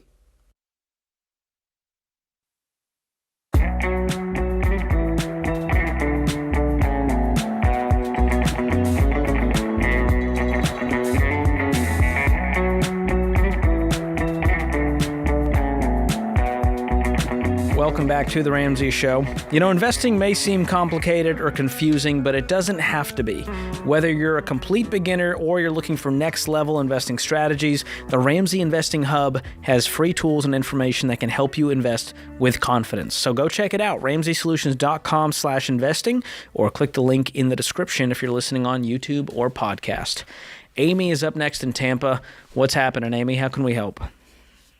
Hey, George and Jade. I'm hoping you can help me. I am $28,000 in student loan debt, $25,000 in credit card debt. I am 61 years old, and I have nothing saved, and it hit me like a ton of bricks, and I'm in full freak-out mode. Oh, gosh. So I don't know what to do. Oh, I'm so sorry, Amy. So what caused the freak out mode? Because for, about 4 decades, you weren't freaked out. Yeah. So what caused this turn? My best friend died a year ago, and come to find out she had a major stroke. And for some reason that made me think, oh my gosh, what if something like that were to happen to me? Mm-hmm. And I have nothing saved. I mean, wow. Are you single? Nothing. Okay. I'm single. And how long have you had these student loans? I went for my master's in nursing about 3 years ago and quit halfway because it was a ludicrous idea. So I've been paying more than the minimum since then, but I still owe $28,000 in student loan debt. Do you have a mortgage? No, I own no property except my 14-year-old Toyota Camry. Okay, so you're renting right now in Tampa. And what are you earning? Yeah. I'm a RN. I work at home, and I'm making gross $78K a year. Mm-hmm. My take home is about $4,700 a month. And how much are you paying on rent? Well, it's funny you should say that. Jade, you're so smart. I moved from an apartment that was $1,900 a month down to another one that was $1,400 a month. Okay, good. It includes cable, it includes internet, all of that. Good. So I have about $600 a month extra. But what I'm wondering is, shouldn't I take, because I'm 61, shouldn't I take some of that and invest it in a 403 IRA or a 401k just to get something going while I use the other half of it to pay off the debt? I see why you would think that. I mean, I think everybody wants that nest egg, but here's the thing. You could take that 60 and invest it, but you're still going to have this debt, and we still have the issue of, the biggest line item on your budget is variable because you're a renter. So those are the two things that give me the most pause about your situation. If I were you, being able to enter into retirement with zero debt, and at least knowing that, okay, I'm still healthy. If I can bring in some money, that's great. I hate for anybody to depend on Social Security, but you'll have a little there. Yeah. But think about what that would feel like if you still had this debt hanging around your neck. Now, if you called us at, I don't know, if you were at 81, this might be a little bit of a different call. But you're 61 years old. You still have plenty of time to earn income, pay off this debt, and get yourself in a better financial footing. Do you agree? You're 61. Yes, you got time, girl. Yeah. So here's let me tell you the current plan you're on, Amy, and you tell me how you feel about it. You said you have $600 you can throw at the debt. Is that on top of the minimum payments? Yes. Okay, what's the minimum payments on the debt? I have 9 credit cards, so the total for the minimum payments is $1,492. And that's on the student loans as well? That's everything? No, the student loans are, the minimum payment is $297, so the total for that is $1,751. Okay, and then you said you have an extra $600. That's not including the monthly bills. Right. Okay, so you can put about $2,300 towards the debt a month. That includes the minimums plus the extra. Including the monthly bills. Yes, but I'm saying total towards debt. You have your minimum payments plus you said you have $600 extra to do something with. Right, correct. Oh, yeah. Okay, so get this. Gosh. If you follow that through, $2,300 a month, you have $53,000 in debt, you'll be done in about 2 years at this rate. If you throw every single dime. And that's assuming that you don't have money. Yes. So here's the thing. Now we go, okay, 2 years, that's a long time. I want to get investing. So now we go, cool, how can we speed this up? Are you able to work any overtime? Or can you pick up any other gigs as an RN? I have an autoimmune disorder that keeps me from being on my feet, and the company I work for, which is an insurance company, won't let me work for a competitor. Mm-hmm. So, but I'm wondering, I thought about getting like a side gig as customer service rep. Yes. Because I work 4 10-hour days. Yes. So I have 3 days a week that I don't have to work. Well, let me just show you the math on it. If you could do a side gig that pays $600 a month, $150 a week, that's reasonable, right? Right. That would speed up your debt payoff down to 18 months. Oh. Do you see how I'm getting excited for Amy now? That means 18 months from now, we can begin building our emergency fund so that 6 months later, 2 years total, you're back to investing 15% of your income, which you've never done that in your life. So let's do the math on that. I have chill bumps. We love to hear that. So now let's paint the picture. You're now 63 years old, and you're investing 15% of your $78,000 income, right? That's if you don't get a raise. Well, yeah, that's true. That's about 12 grand a year, about $1,000. So Jade's going to punch the numbers in. From age 63 to 73, let's say, you invest $1,000 a month, and you see a rate of return on average of about 10%. That's what we've seen in the U.S. stock market if you're investing in good mutual funds. So Jade's going to tell us how much you have. That's at 73. So you're going to have to work a little longer than the average person. But for a late start, let's see what your nest egg becomes. You're going to have about $250,000 in that one account. Oh, my gosh. I told you it's not too late. So that's more than most people have in their retirement accounts, sadly. So, right. Amy, even for a late start, you can make a whole lot of progress. Guys, I can't thank you enough. I am pumped. I mean, I am ready to throw money at this debt. Yeah, you just needed a few cheerleaders. Get her done. You need some people in your corner, Amy. Do you have anyone cheering you on in your personal life who can keep you accountable, keep you excited? My son. My son can do that. How old is he? Yeah. He is 35. Love it. That's about my age. Is he financially responsible? Not at all. We have a history of no financial literacy in my family. How about this? What if we make it a competition? Well, exactly. Oh, that's a good idea. No, you're going to let a 61-year-old beat you? Come on, step it up. That is a great idea, and I think if he sees me do it, he'll get pumped up as well. I don't know if people get this excited on your show. They should. They need to. You know, Amy, it doesn't happen as often as you think, but what it does, it gives us great joy. Oh my gosh. I want to give you a gift. I want to make sure you and your son have a copy of Total Money Makeover, because I think that the more you dig into this, Amy, you're going to get more and more excited. You're going to see what's possible, and that's just going to let your fire to go even faster. So we'll make sure you have that. We'll make sure you have the new Every Dollar, so that you can do your budget in style. I love that. And will you call us back when you're debt-free so we can celebrate with you? I promise. Thank you so much, guys. I'll be marking the date 18 months from now. I'm going to... wait for Amy from Tampa. There she is. Yes. She's not even 63 yet, and she paid off her debt. Let that be a reminder to all of you that if you can still fog up a mirror, there is hope yet. So don't give up.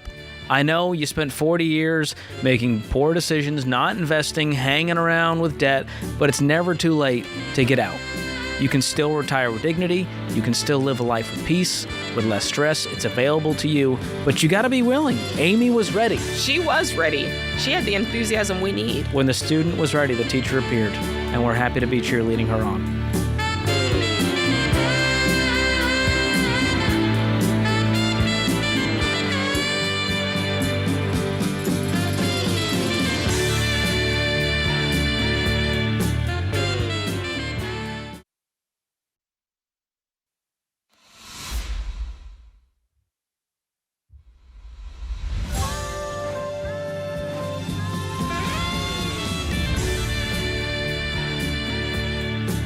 Live from the Ramsey Network, it's The Ramsey Show, where we help people build wealth, do work that they love, and create amazing relationships. I'm George Kamel, joined by best-selling author Jade Warshaw, and we're taking your calls at 888-825-5225. We're going to kick this hour off with Ava in Los Angeles. What's going on, Ava? How can we help? Yes, hi. I'm trying to see if it's worth me possibly filing bankruptcy or just really grind it out and just keep paying debt. Give us the 411.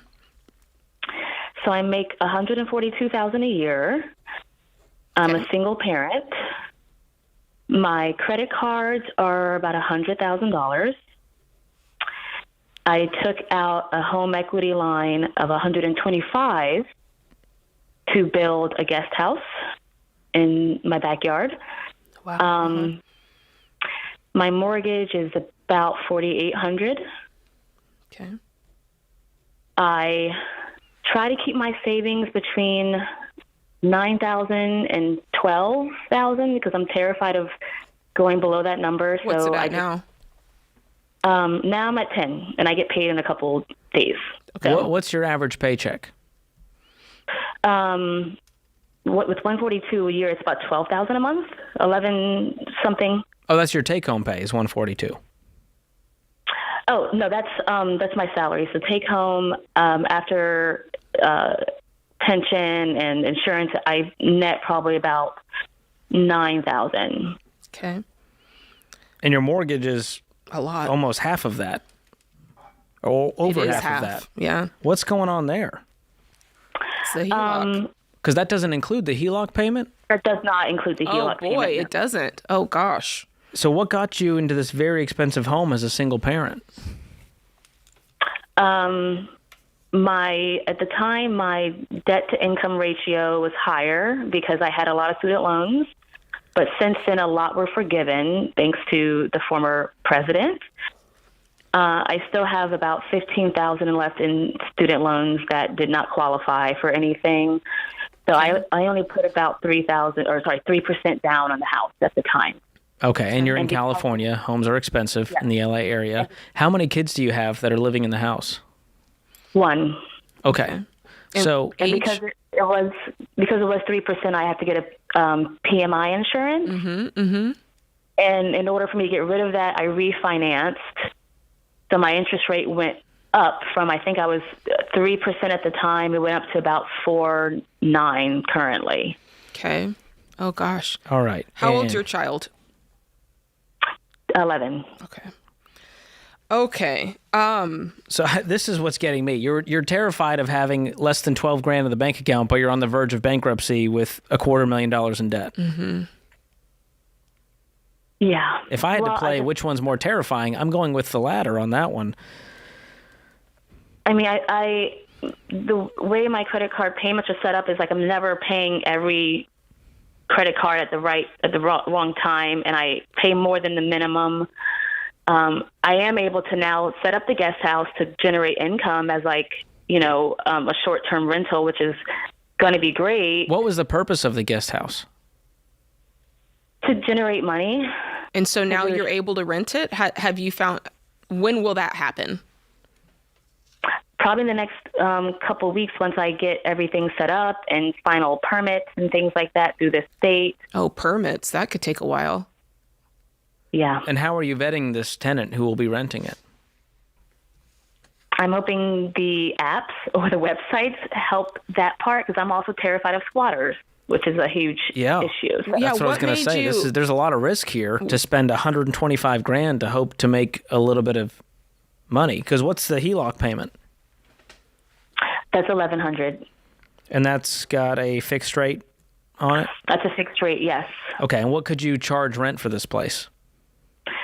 In the LA market, probably $2,500. I mean, it'll be brand new, so that would be really competitive to get that amount. And if I do short-term rentals, probably equal that if I, do higher on the weekends. And this is like in your backyard. Yeah, how do you feel about short-term rental with a kid in the house? It's a detached garage, so I mean, I thought about all these things. Getting a part-time job, which is really difficult with my work schedule. So, but you make great money. I don't think income was the problem here. Right. A lot of it is when I got the house, it sort of was a fixer-upper. So the first year I spent like $8,000 getting new plumbing, and then I needed to get an air conditioning that was $8,000, and then there was other issues with plumbing. So it all just really added up. And so, what do you owe on the house total? Since I did the refinance, I owe about $650. And what's the house worth if it were to sell today? Minimum $985 or over $1 million. Here's my thing. It was peak 1.3 during the pandemic. What I'm worried about is your mortgage right now is over 50% of your take-home pay. It's a lot. That's my biggest problem with this. I also wonder about, this is your life, but I wonder about the short-term rental thing with a kid around. It feels risky. Let me just put it like that. I'd be wondering if there's a situation where you can get in a better living situation for cheaper that's not eating up all of your margin every month. Like renting an apartment. Yeah, majorly I would do downsizing. That way before I would even consider bankruptcy. See, I'm scared if I get out of my house, I'll never have the chance to buy another house. And that's not true. That's you living in fear. You're literally trading one crazy fear for another. and you're living out a crazy fear right now, and you're like, I'm fine with this, because you're thinking in the future you'll never be able to have anything again, and you'll never be able to do this. And I'm like, no, let's set yourself up to where you can, and you can do it the right way without all the stress and the burden that you have today. How old are you? Early 40s. Early 40s. You've got time. I feel like that's like my theme today. You've got plenty of time. Let's play this out a little bit. Let's say you sell this house for $1 million, right? And let's say you walk away with, I don't know, $350 out of that. What would you do immediately? Well, we'd secure an apartment for you and your 11-year-old. You'd pay off the credit card debt. All right, now you're at $250. You'd clear the HELOC, I guess, when you pay that off. So we'll drop that down. And now you've got $15,000 of student loans to clear. Now that still leaves you with a decent amount of money. I never even touched your $10,000 of savings. That sounds like a way that you could start to rebuild. You still have about 6 figures sitting in the bank. Yeah. And then you begin to rebuild the down payment, which you're going to do easily, making $142,000 with no debt.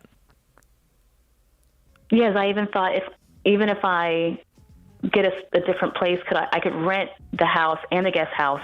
I would not go rent and keep your mortgage and keep the HELOC and keep the debts. You need to let go of this dream. Think about this. If you cleared $1,000 a month from this rental of net profit, it would still take you 10 years to ROI after you spent the $125,000 to make it happen. And we're getting you free and clear plus 6 figures in the bank to restart. Think about it. I would sell before bankruptcy, and you making $142,000, I think you're going to have a hard time. They're going to force you to sell all of your assets before they let you consider it. Bankruptcy is going to cost you thousands. It's going to destroy your credit for the next 7 years, likely. Yeah. So this is just not a shortcut that you need to be exploring when you make great money and you got a way out.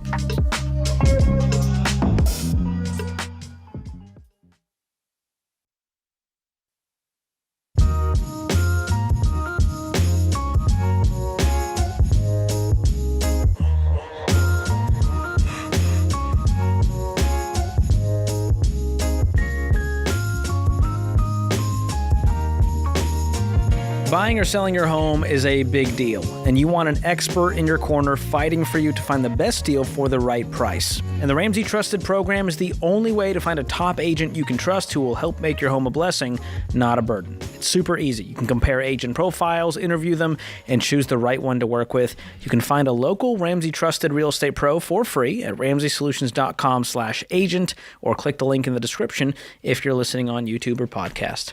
Jennifer is up next in Springfield, Illinois. What's going on, Jennifer? Hi, thanks for taking my call. Absolutely. So my daughter, at 17 years old, bought an old camper, and her and her dad gutted it and turned it into a food truck. She just turned 18, and... Hello? Hey. Oh, yeah. Oh, sorry. She just turned 18 and has been her first full season and is doing great. Awesome. My question is, she does not want to go to college or, pursue business. And her dad and I are just having a difficult time with that decision. And do we just encourage her to keep going with this? I mean, she's an entrepreneur. Obviously, she's doing good, but she's got the best education out there. It's called real life experience. There's people with business degrees that want to start a food truck and don't know how. Well, give us the definition of great and successful. What is she doing? How was she earning? What's it look like? So this is her first season, so she does different events, and she'll be stationed in a town one day a week. Anyway, she makes about $1,000 a day, but that's she still has to take her costs out of that. So maybe comes home with $600 to $800 an event per event. And how many events does she do a month? So far we're at. I mean, she's just getting started, but maybe she's done 6 so far this month. Okay. And some in May. Of course, we're in Illinois. It's cold, so you shut down in the winter. But and she works hard, other jobs. She takes other jobs. So she's a hard worker. It's just to not get educated. Is that wise to be like, go for it? I mean, for $3,600, I think it's not worth it.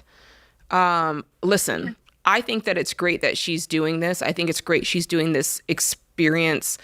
But the way the call started, I thought that she was like rolling in the dough on this thing.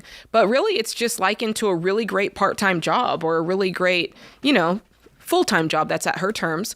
It's not all year round. So is there a way that you can encourage her to maybe get an education that's working towards this? And maybe she does this in the summer months when she's out of school and she opens back up the food truck, that sort of thing. Yeah, we're definitely encouraging her to do that. We're like, you could pay your college completely with this job, Yeah. And that's if there's something she wants to pursue that requires a degree. So I'm not a fan of just go to college so that we can say you went to college to get a piece of paper. We have millions of people who did that and now feel like they were lied to. And they're stuck paying the price with no job on the other side. And so I think your daughter is proving what a lot of the Gen Zers are, is that there's a non-traditional path that might be upsetting to the parents because it's harder to brag about. But I would be happy to brag that my 18-year-old has a successful business.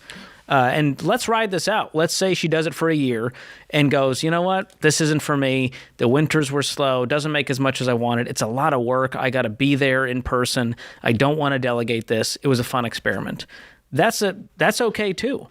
But I don't think there's any rush to go, you have to go to college today. Well, was there something she wanted to pursue and then got starry-eyed with this food truck? Nope. She's just always been... She started during COVID. She started making masks, made $5,000 doing that, and then went on to another. She's just that way. Okay. And I think the problem is she just. It's just scary to send her out into the world like, go for it. I didn't know. We are kind of from the generation where you do need a degree, and that's not the case anymore, I realize. Yeah. But listen, I think I'm with George then. If it wasn't like she was on this track and then she had this success and you feel like it threw her off track, it doesn't sound like that. It sounds like she's been this way and have had an entrepreneurial spirit from a young age. And so in that case, yeah, why not let it ride? And my guess is she might be a serial entrepreneur where she jumps from one thing to another and eventually she'll land on something that really takes off. It might be in the food world. It might be something else. But what we do know is that she knows how to make money at a very young age without a piece of paper. And so I would let her follow that passion, let her follow that thread. And then if she's 25 and decides, all right, I'm done with that, I really want to pursue teaching or nursing, schools will always be happy to take her money at any age. That's great. Thank you. She's doing all this debt-free? Yes, she is.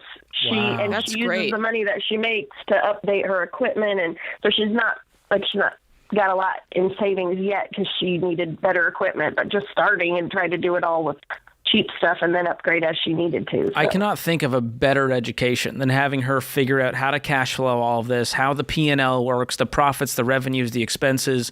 This is the real-life application of what they're teaching in college if she were to go get a business degree. And you got to tell us what's her specialty. Like, what can I get if I show up at this food truck? Yeah, she makes everything from scratch. It's called Nourish. And she does little scriptures. She puts them on her stickers that go out, and she makes like sandwiches, amazing drinks, sparklers. She makes smoothie bowls. Wow, for health. Try to healthy, not fried. Not like carnival food. That's great. That's so good. Yeah. And worst case, she can go work for someone else if she wants to. It sounds like she loves the food world, and there's a lot of room there for opportunity for people like her.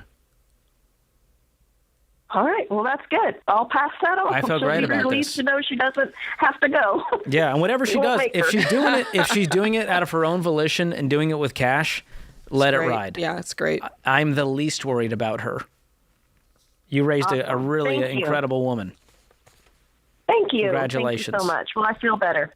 Yeah, I love it. And what a cool bonding experience with your dad. Like, what a cool story to get the thing with your dad and start this business, especially at 18. Yeah, I'm scared to see where she's going to end up at 25. Yeah. We'll all be working for her one day. That's so cool. I love that for her. And Nashville has this a lot where I love the idea of starting with a food truck versus buying a brick and mortar restaurant, hoping because the food world has one of the highest turnover failure rates out of any industry. Restaurants, yes.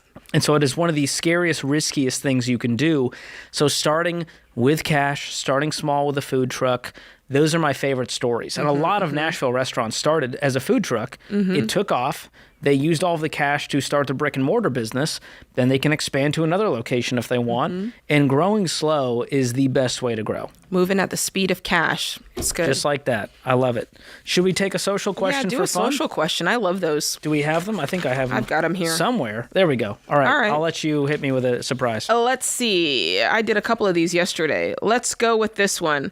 It says, I love working to support my family, but is the love of earning money as evil as the love of money? What? This is very that's very existential. In the clouds, yes. I feel like I need Aristotle and Socrates here to duke this one out. I mean, so they're saying, is it bad to enjoy earning money? I think he's confusing with if I love earning money to support my family, is it evil? Is it like the love of money? Well, let's play it out on the opposite side. If you don't earn money and you can't support your family, I would say that would be the evil side. Yeah, to just not provide when you've brought these humans into the world and brought a wife on board. So I think the motive is important. Are you doing this out of greed? Are you not even being with your family and you're doing all this under the guise gain. that, I'm supporting them, so they should appreciate it, even though I'm working 80 hours a week because I want to, because I'm addicted to work. So I think we have to separate it. Are you addicted to work? Are you wanting the greed that comes with making more and more and more and you can't be content? Or is it truly just, hey, I want to support my family. I want to make good money doing it. I want to give them a great life. I see no problems there. Yeah, I think it's a question of, is it selfless or selfish, if that's the gain, and if the goalpost is constantly moving for you to get this thing. But it's an important distinction. It's not that money is evil, it's the love of money. Yes. And that's where things like greed and pride come into play. Or that scarcity, I gotta make more, it's never enough.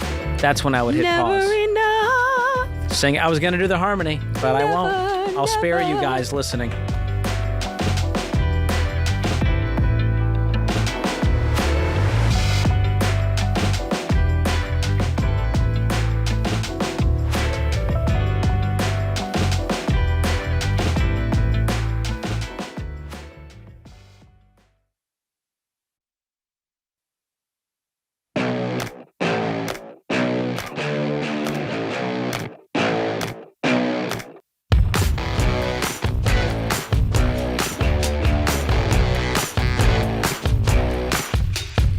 Welcome back to The Ramsey Show. We always love a good debt-free scream. And on the debt-free stage in the lobby of Ramsey Solutions, we've got Robert and Angela. Welcome, guys. Hi. Welcome. Congratulations, you made it. Thank you. We're marking the moment today. How much debt did you pay off? $25,000. Nice. Love it. How long did it take? 28 months. Awesome. And what was the range of income during that time? It was steady at $66,000. Good job. And where are you guys from? Ceres, California. Wow. Okay. Quite the journey to celebrate with us. We love that. What kind of debt was the 25? It was a few credit cards, including one that actually we owed more on than our car, and a car that then died a year later with a blown head gasket. Oof. Okay, so how long have you guys been married? 8 years. 8 years, and you started this journey 28 months ago. So you're a few years into this thing. What caused you guys to go, we got to do better. We got to do something drastic? So I lost my baby sister in August of 2022 to cancer. Thank you. And while I was mourning her, when we went to see her, we had to put the entire trip on a credit card. And it was almost like insult to injury, but I didn't know what to change to get better.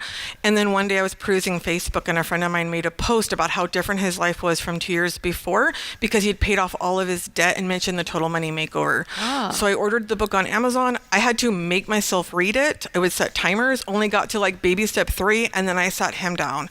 And I said, look, we need to make a change. I'm really concerned that something's going to happen to you before we can get this debt paid off, and I can't do this by myself. And he's like, all right, let's go. Yeah, Robert, how'd you feel about that? Shocked.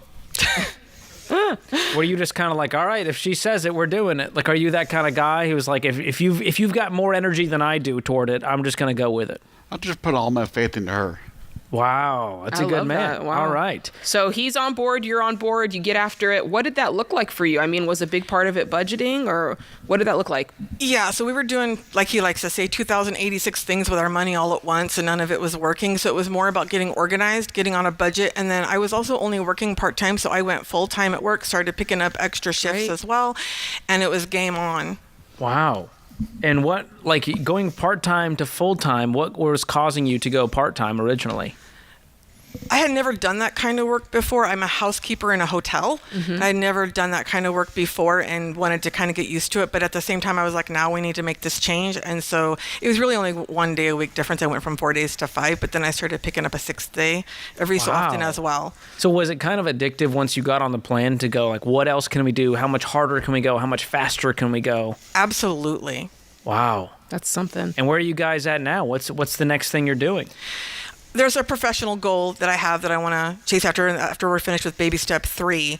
But then we want to buy a house. Yes, I love that. California, that's going to cost you a pretty penny no matter where you are. And that's the next goal. You got the baby step 3 underway. Is that done? It is underway. No, we're about a third of the way through it. Awesome. That one can be a slog. After paying off debt, which is so exciting, baby step 3 is like, this is like watching paint dry. I'm just stacking the cash. But I'm so proud of you guys. And Total Money Makeover, you would say, was the thing that got you on the plan. Yes, and then I started listening to the show. And you just gave Robert the Spark Notes. He didn't even have to read the book. You were like, here's what we're doing. Yep. I took notes. I sat him down. I said, here's what this is. I think we need to do this. And he's like, let's go. He said, if you said it, I believe it. I'm doing it. What was the hardest sacrifice you had to make? The car. When the car died, we bought a beater. So driving that beater around was like, oh boy. We're still driving it. We just got it in September. It's a 2009 Chevy Aveo. Oh, yeah, that's a beater. That's what's up. So is the plan to upgrade that now that you guys are debt-free? Not now. Later. Once you're out of baby step 3. Right. That was a trick question. Wow. You answered correctly. Angela, this is a woman with a plan. This is a woman on a mission. My Don't goodness. cross Angela. Yeah, you could feel invincible now. Wait, did you guys have cheerleaders in your corner, or was this kind of a secret thing just between the two of you? My friends all think I'm weird. Was that before the debt-free journey, or is that now after too? Both. Okay, nothing changed. Nobody in California knows who Dave Ramsey is. Oh, You're boy. spreading the word now. You get the shirt You got to the prove shirt it. and everything. Yeah. That's amazing. Well, how does it feel now that you guys are completely debt-free? How do you explain the emotion to someone? Amazing. Like a load I didn't know I was carrying has been lifted. Wow. And how about you, Robert? Is your life any different? Not really. You're like, well, she's happier now, so that's nice. Yes. Robert seems like the most even keel guy. Like we could be in an apocalypse and Robert would be like, everything's fine. He's happy wife, happy He's like life. that meme. It takes I a love lot it. to check me up. I love it. Well, hey, we got a parting gift for you. We got 2 Every Dollar premium subscriptions, good for a year. You can pass that along to someone who said you're weird. You can use them for yourself.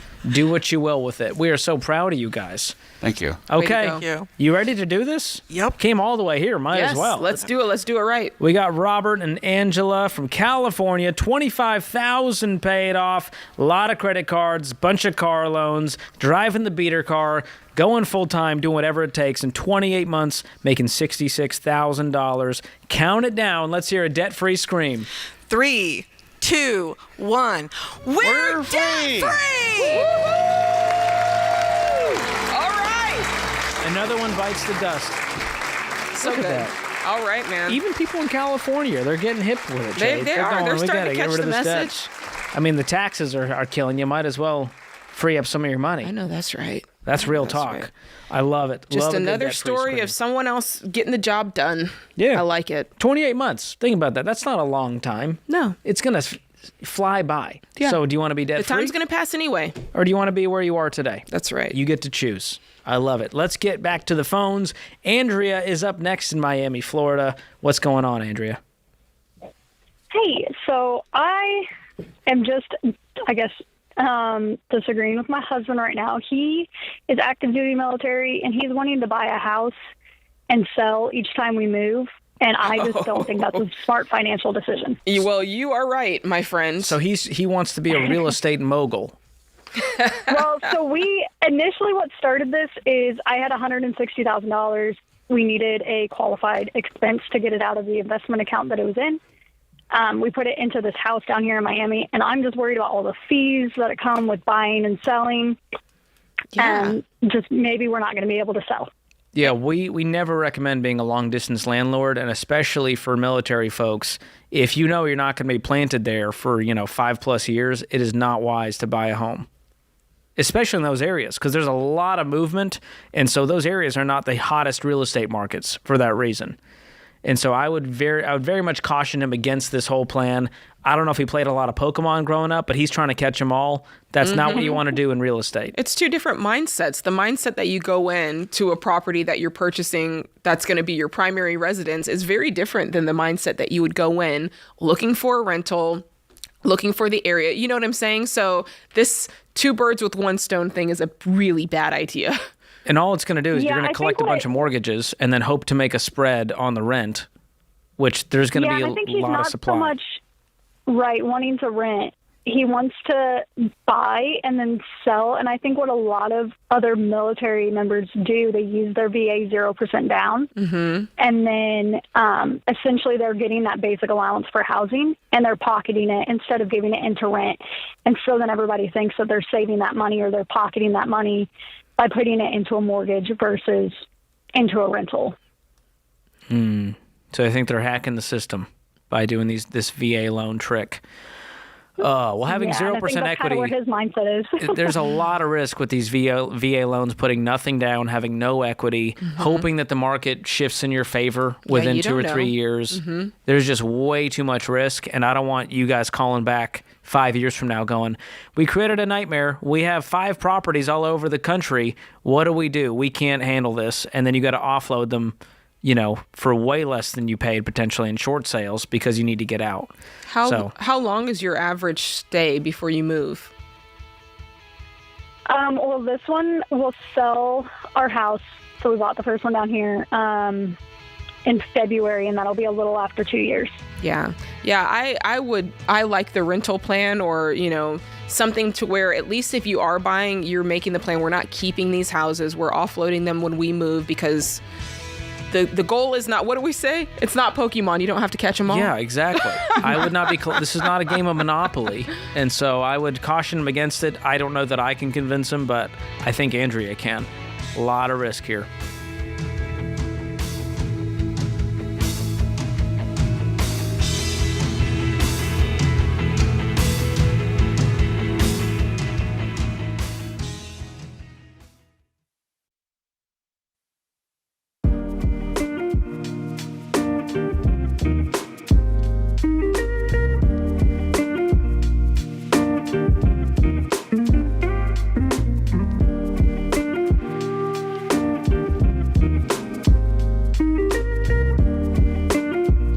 Our scripture of the day, Proverbs 16:11. A just balance and scales are the Lord's. All the weights in the bag are his work.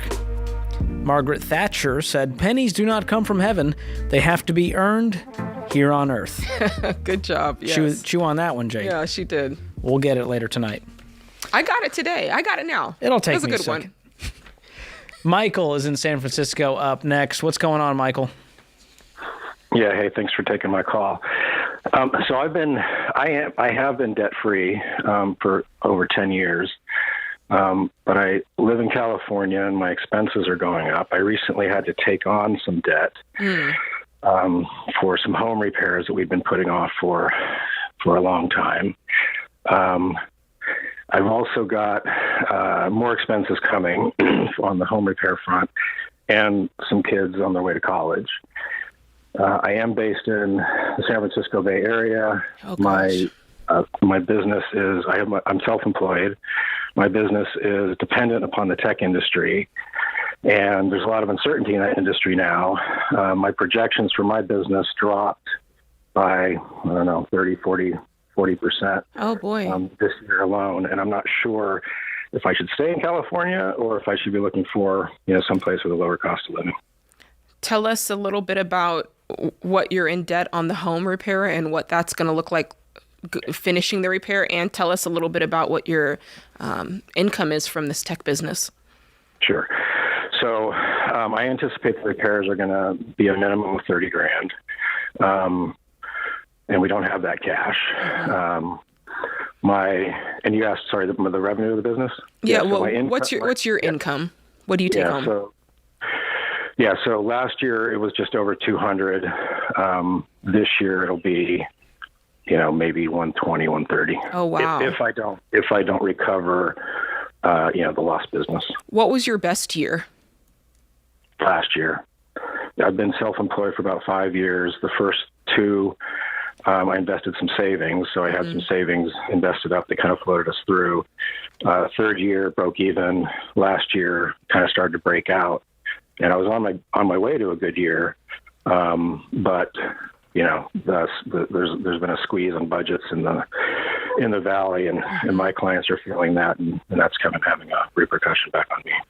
Yeah, there's part of this where, what's keeping you in California? It's so expensive for you. You're making good money, but I feel like you can make $120,000 in a lot of parts of the country, and slowly build it back up to 200, depending on your know-how, or if you set up a business elsewhere. What do you think is keeping you there? So I'm originally from California. I have deep family roots here. My family was, my kids are born and raised here. I've traveled a lot. I've lived in the South, lived overseas, and in addition to the family roots, I think it's either habit or just kind of a personal preference. And you're married?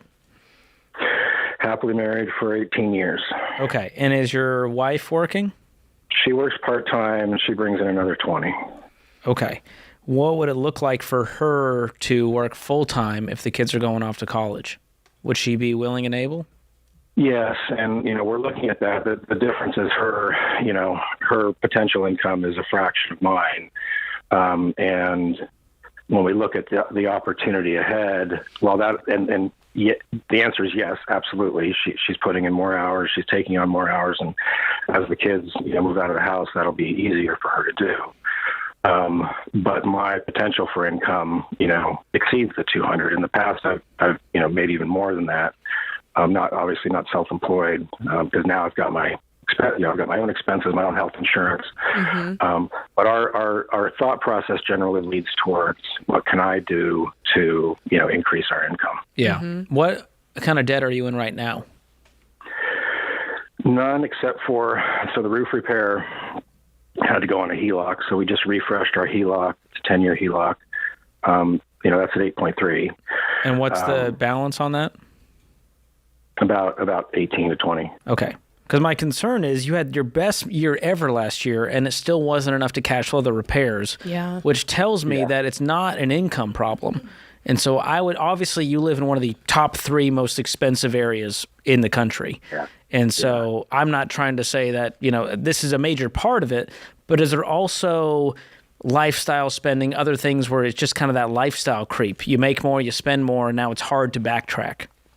I'm fully aware of that risk. I mean, generally we operate extremely frugally, so we have been in debt in the past. None of us likes it, and we worked really hard to get out of it. The cash flow issue for last year really had to do with. So I've been working with a tax preparer who was not experienced in handling my type of business and self-employed and S corps. So I got hit. I had $20,000 in the bank, but then I got hit with a big tax bill, which again leads me back to California taxes, California real estate expenses. So that may be a path out because we can rebudget and squeeze our expenses down. I've fixed the tax issue, but still, we were just about break even, and with the loss of income, which again, I'm investing in my business. I'm looking to go up market. I primarily work with smaller companies in the Valley. I'm going mid market. Artificial intelligence is a threat, and that's kind of what I wanted to ask: is there feasibly a way to bring this number back up that's dropped by 40%, or is it that AI is kind of stealing your model and you need to find new cheese? So I think so. It's a little bit of both. I think over the next 2 years. So the short answer is I believe I can absolutely get back to 200 and beyond. Okay. But it is going to require me changing, it's going to require a new pipeline. It's going to require me targeting a new market. It's going to require me developing new services, all of which I have a high degree of confidence that I can do. Okay, that's but good. It takes time. Could you also go work for a company and keep this business on the side? It's very alluring, and I love that idea. And the short answer is yes, except layoffs. It's mostly layoffs, and there's a ton of. I have more experience than most. I've been independent for a while, which makes me more attractive. But there's not a lot of. Well, I have not seen a lot of hiring to date. That said, last couple of weeks, I've seen a lot of people get placed. It's just getting. It's a little bit of a trade-off of, do I spend my time, my free hours, that I'm not billing, do I spend it on looking for an next client, which has the potential for a real upside? Right. Or do I spend that on a job, which is it's a little tough for me to take a full-time job and keep my side business. And I'm reluctant to do that because I've spent so much time and effort building. I just don't want to see you continue using this HELOC to go into debt to cover the repairs if things get tight. It feels like your wife stepping into a full-time role. Like you said, it's going to be a fraction of what you're earning, but it could close that gap a little bit. So like, to your point, you can track down more leads and secure more clients to kind of grow this percentage a little bit for you. I would at least start with that action and see how that gets you guys. And then the second really the first action is let's look at the budget. Let's crunch our lifestyle way down. Then wife's going back to work full time and see if those two actions don't clear up enough margin for you to cash flow the rest of this project. Is it just the roof? Is that what you're doing? You have to replace the whole roof?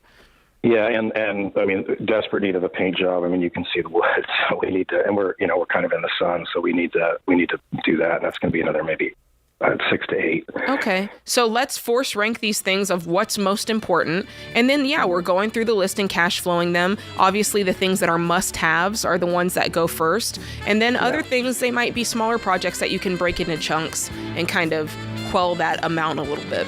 But I would clear that HELOC, get this emergency fund in place, and cash flow the rest as you can. And that's going to take keeping that income up and your wife working full time. Best of luck, Michael. This is The Ramsey Show.